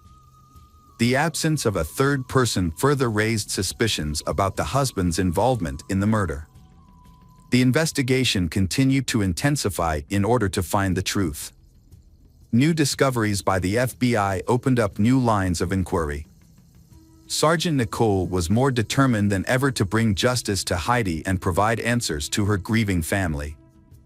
Investigators collected financial documents that contradicted Nick's previous statements, making him the prime suspect in Heidi's murder. Nick's account of the incident kept changing. Initially, he said that the intruder had taken his gun and shot both him and Heidi. He later testified that the intruder did not take the gun, but that he had accidentally pulled the trigger, hitting Heidi in the back. After a thorough investigation, investigators found no signs of a break-in, such as overturned furniture or marks on the walls. The forensic analysis of the scene did not match Nick's account of the incident, especially regarding the direction in which the bullet struck Heidi. Additionally, Heidi did not mention seeing the intruder in the 911 call. The lack of evidence of a break-in made investigators suspicious. They believed it was part of Nick's plan to cover up his role in Heidi's death. As a result, an arrest warrant was issued for Nick on May 19, 2021, more than 10 years after Heidi's death. SWAT arrested Nick at his home in Mounds View.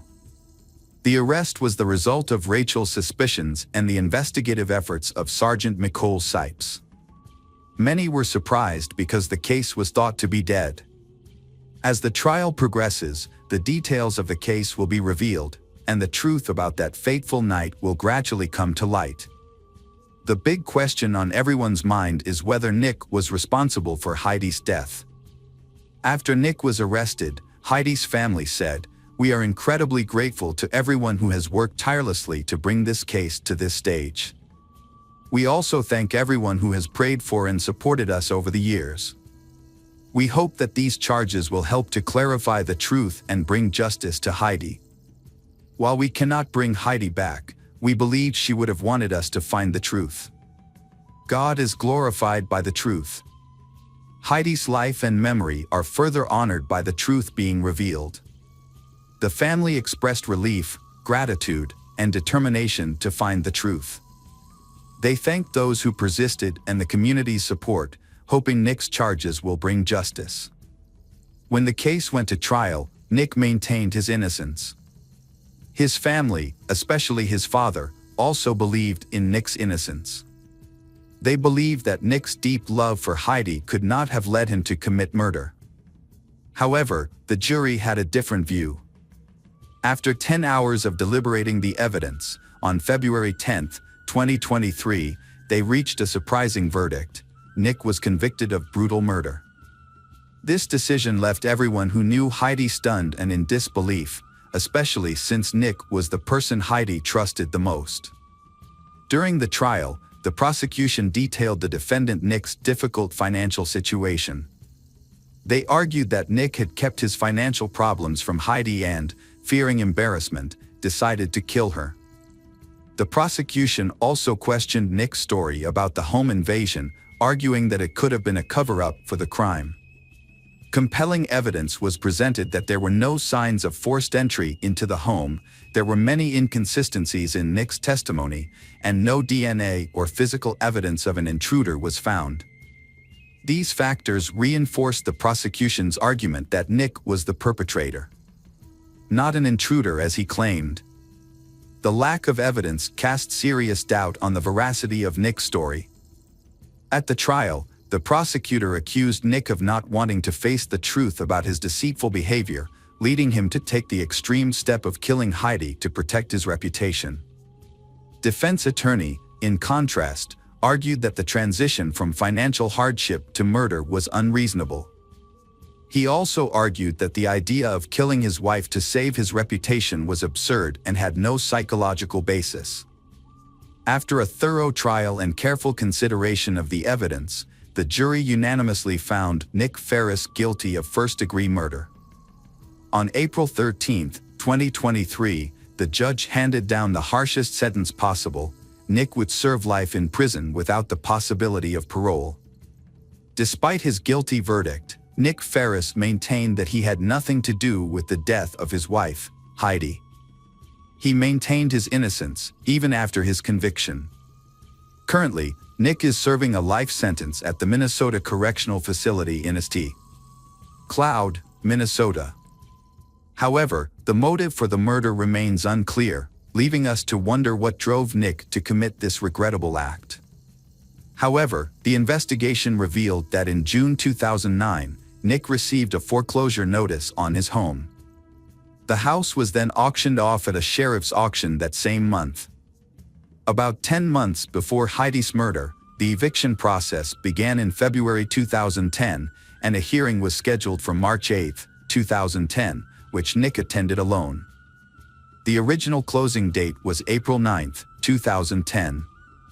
Nick contacted attorneys, claiming that his grandmother was in the hospital and dying, and asked for the closing date to be moved to April 26.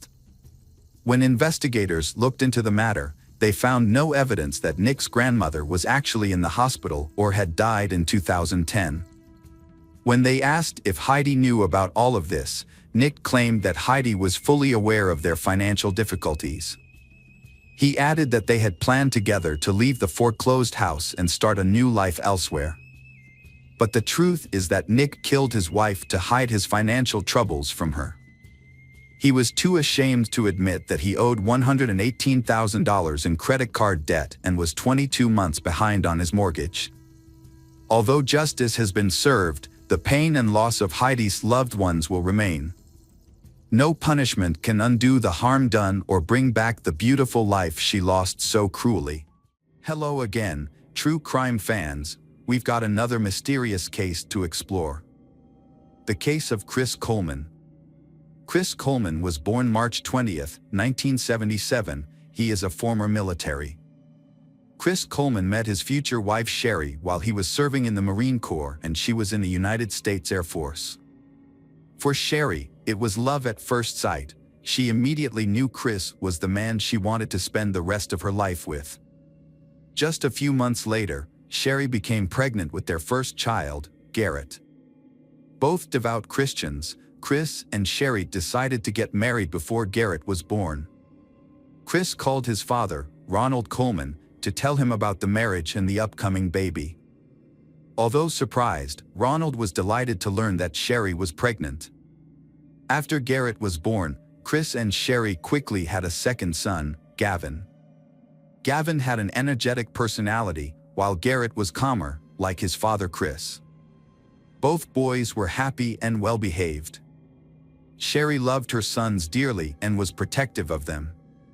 Chris was a wonderful father, and they built a happy family. The family often laughed, played together, and cherished every moment with their sons. After leaving the military, the Coleman family moved to Waterloo, Illinois, a small town. They lived in an upscale neighborhood thanks to Chris's new job. He became the director of security for Joyce Meyer, a famous televangelist and CEO of one of the largest Christian evangelical ministries in the world. However, Joyce Meyer's multi-million-dollar income and lavish lifestyle caused controversy. Some critics claimed that she was a greedy con artist who preyed on the fears of her followers. They argued that her wealth and lavish lifestyle contradicted the religious teachings she preached. Chris was Joyce's personal bodyguard and protector. His main job was to monitor and prevent hate mail and threats sent to Joyce's church. These letters often threatened Joyce's life, with the sender claiming to find and harm her. Joyce's ministry, based in St. Louis, Missouri, hired Chris as a bodyguard. The job paid him $100,000 a year, providing financial stability for his family. In addition to his security duties, Chris often accompanied Joyce on international trips. He was always by her side to ensure her safety. However, this meant that Chris was away from home for long periods of time. According to Sherry, one year Chris worked for Joyce and was away for 260 days. This was stressful for her because her two sons, Garrett and Gavin, missed their father very much. The boys did not like it when their father was away and would mark the days on their calendars to count down the days until he returned. They kept looking at the calendar, eagerly awaiting the day he would return. When Chris returned home, he was away again shortly thereafter. Chris's frequent absences caused a lot of stress in his marriage to Sherry. Sherry was tired of doing everything by herself, playing both mother and father. She felt overwhelmed and underappreciated. This continued to have a negative impact on their relationship. In October 2008, Chris visited Tampa, Florida, where Sherry had attended high school. Before the trip, Sherry contacted her old friend Tara Lintz and asked her to look after Chris while he was in town. After arriving and settling in, Chris reached out to Tara.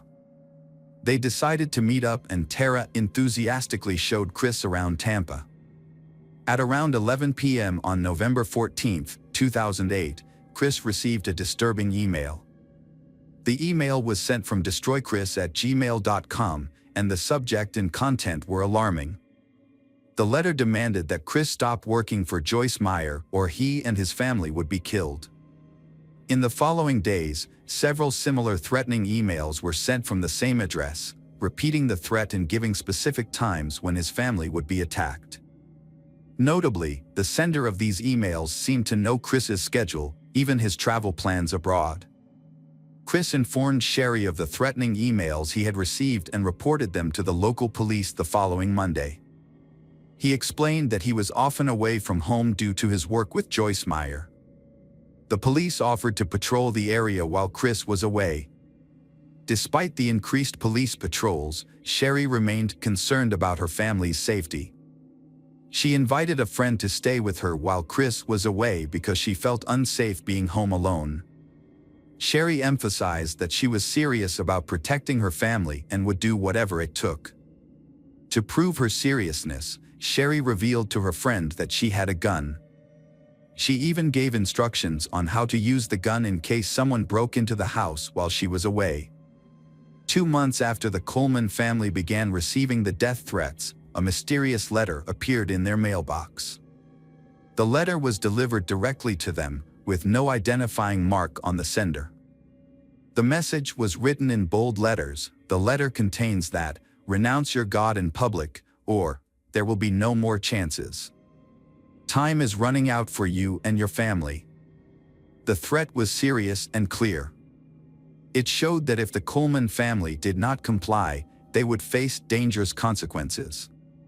Sherry was extremely frightened when she received this threatening message. The invasion of her private space and the direct threat to herself and her family made her feel extremely anxious throughout the following period. Sherry's fear increased, as the letter served as a warning of the danger lurking around.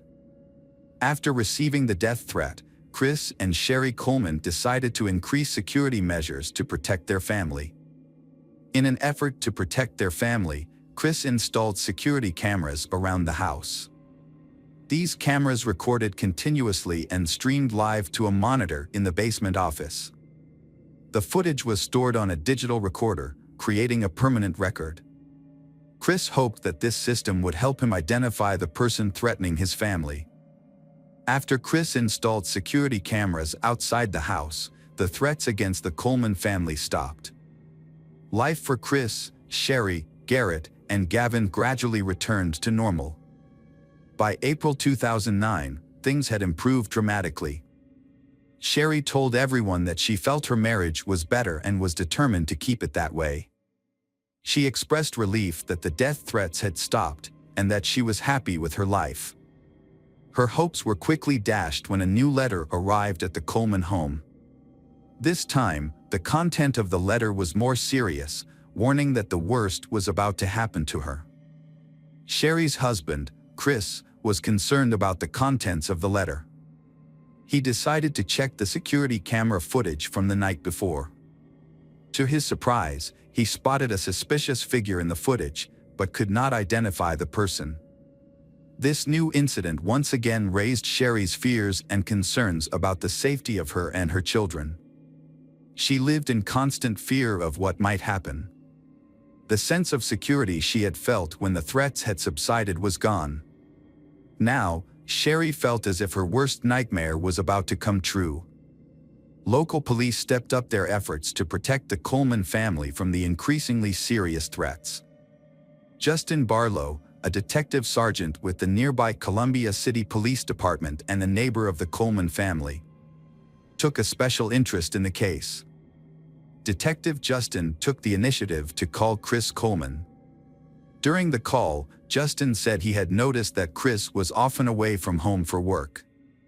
The detective offered his assistance and provided his cell phone number so that Chris could contact him if he needed help or had any concerns. Detective Justin Barlow lived across the street from the Colemans and had installed a surveillance camera at their entrance. He assured Chris Coleman that he could respond faster than the police in an emergency because he lived nearby. For weeks, Justin's camera recorded the Colemans as they went about their daily routines, but failed to detect who had left the death threat. Despite Detective Justin's efforts to investigate, the videos provided no clues or information about the sender of the mysterious messages.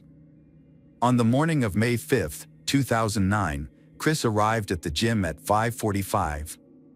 About an hour after leaving the gym, he called home to check on Sherry and her sons who were awake and ready for school. However, no one answered. Chris called his neighbor, Detective Justin Barlow. At 6:45 a.m. Detective Justin prepared the necessary items such as weapons, handcuffs, flashlights, and radios before going to the Coleman house. While waiting for backup from another unit, he decided to contact Sherry to check on the situation. With a mixture of anticipation and anxiety, Detective Justin approached the Coleman house and knocked loudly, hoping someone would answer. When he arrived, Detective Justin felt uneasy by the suspicious silence that pervaded the house. The lights were off and there was no sign of movement inside, which only added to his anxiety. A few minutes later, a police cruiser arrived to assist. One officer was assigned to check the back of the house, trying to look through the windows or back door for any sign of Sherry and the boys. They discovered signs of forced entry into the basement. This discovery made Detective Justin concerned for the safety of Sherry, Garrett, and Gavin, as there might be someone in danger inside the house. They decided to enter the Coleman home through the basement to investigate. When the officers announced their presence, no one answered. They conducted a thorough search of the basement and discovered a disconnected video cable at the computer desk. This led them to the conclusion that the security camera's video recorder had been removed. They left the basement and went up the stairs of the Coleman home. As they moved, they began to smell a strong odor of spray paint. The odor became stronger as they approached the main floor of the home. When they reached the upper floor, they found the walls spray painted with several offensive messages directed at Chris and Sherry's family. 13 minutes after the call ended, Chris returned home from the gym. Detective Justin asked Chris to stand outside while they searched the home. Chris complied, not asking questions or trying to get in, but just sitting quietly on the porch. Shortly thereafter, a third officer arrived. All three officers were aware of the urgent task of searching the remaining rooms of the house for Sherry and the boys.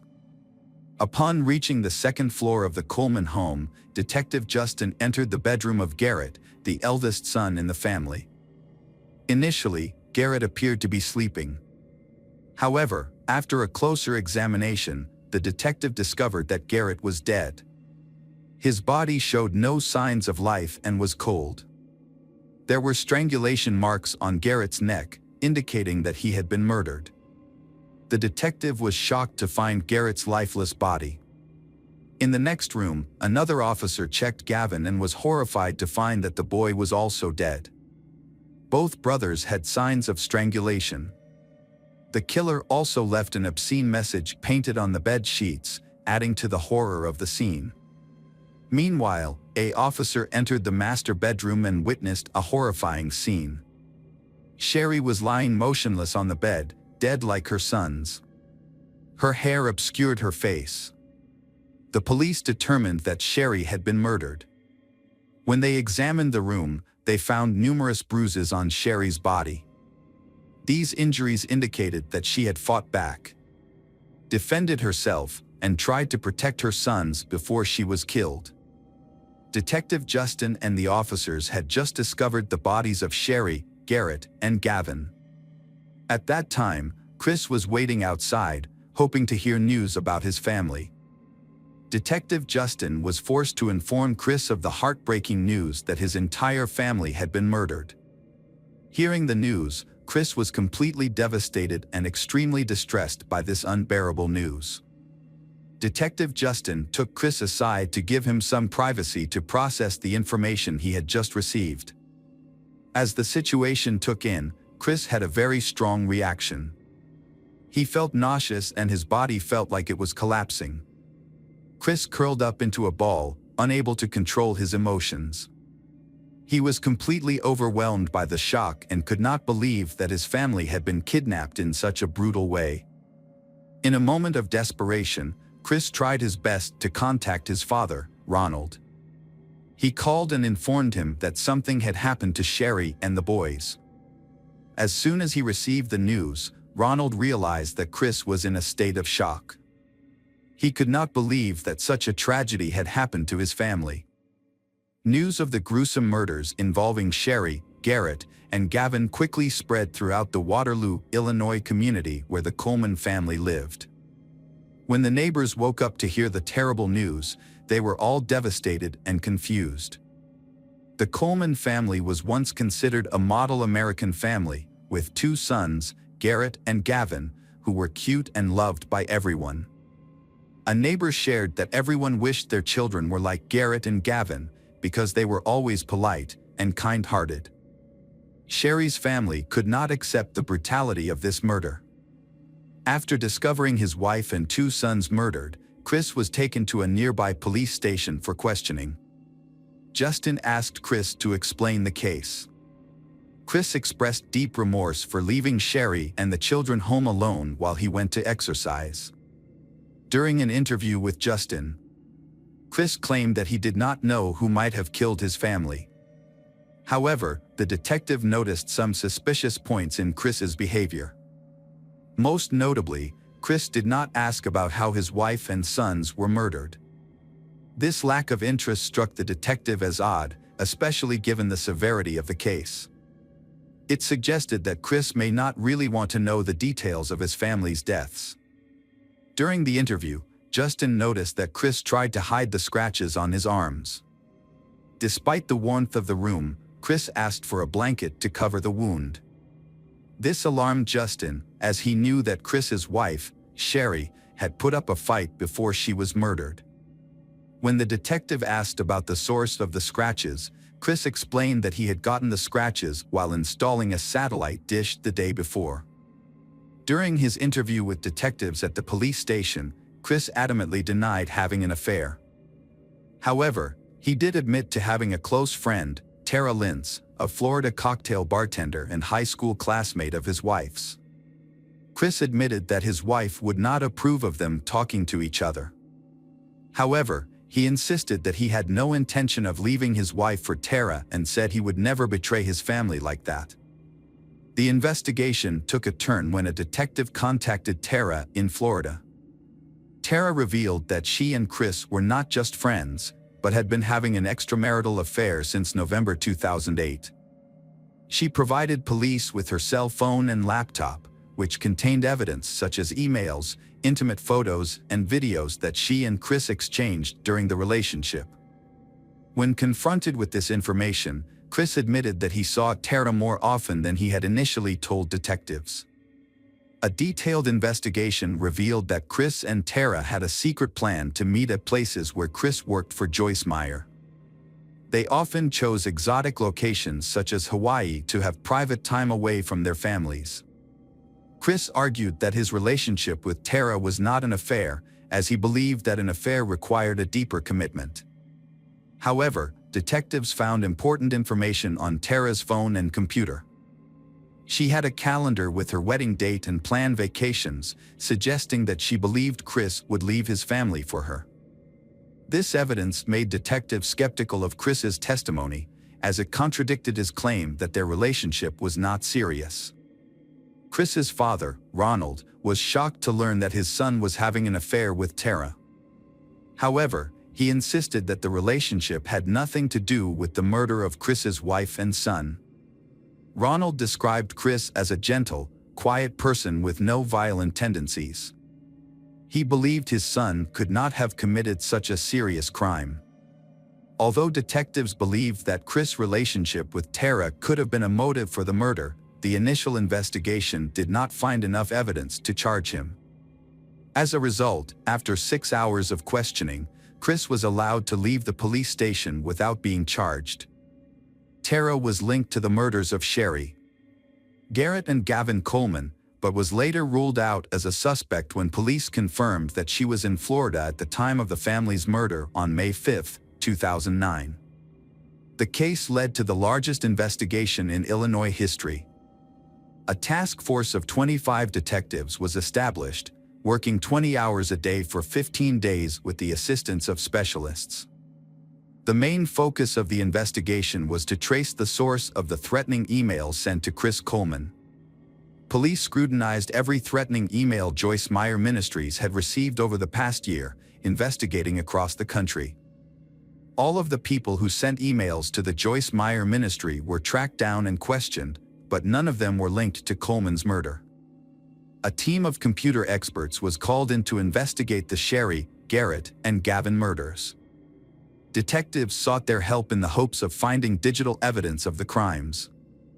The team began by analyzing the diaris@gmail.com email account. During their investigation, they discovered that the email address had been created on November 14, 2008, just days before the first email was sent. A shocking discovery was that the death threats sent to Chris Coleman's family actually came from Chris's own IP address. Investigators continued to investigate by carefully analyzing the spray paint at the scene and Christopher Coleman's handwriting. They took photos of the spray paint and collected samples of Christopher Coleman's handwriting as evidence. These samples were sent to a handwriting expert. After comparing them, the expert concluded that the handwriting matched the spray paint. From there, investigators determined that Christopher Coleman was the person who wrote the words on the wall of his home on the day of the murder. Chemical analysis revealed that the spray paint at the crime scene was Rust-Oleum Candy Apple Red. A detective contacted the manager of the spray paint store after learning that Chris Coleman had made a purchase there a few days before his family was murdered. The manager confirmed that Chris had purchased the same Rust-Oleum Candy Apple Red spray paint. This finding was significant because it linked Chris Coleman to the paint used at the crime scene. The time of death played a key role in the investigation. Chris initially told police that he left home at 5:45 a.m. on May 5, 2009, the morning his family was murdered. However, an autopsy revealed that Sherry, Garrett, and Gavin were killed around 3 a.m. This indicated that Chris was still home when his family was murdered, contradicting his initial statement. 2 weeks after the bodies were discovered, Chris was arrested and charged with 3 counts of first-degree murder. Prosecutors argued that Chris was motivated by greed, selfishness, and narcissism. It appeared that Chris wanted to start a new life, and his family became an obstacle.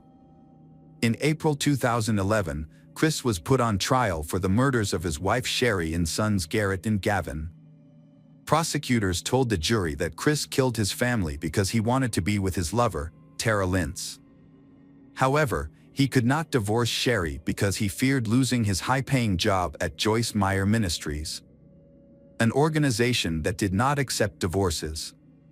During the trial, Chris's defense attorney argued that his client was innocent of the family murders. They alleged that an intruder entered the home and killed the family on May 5, 2009.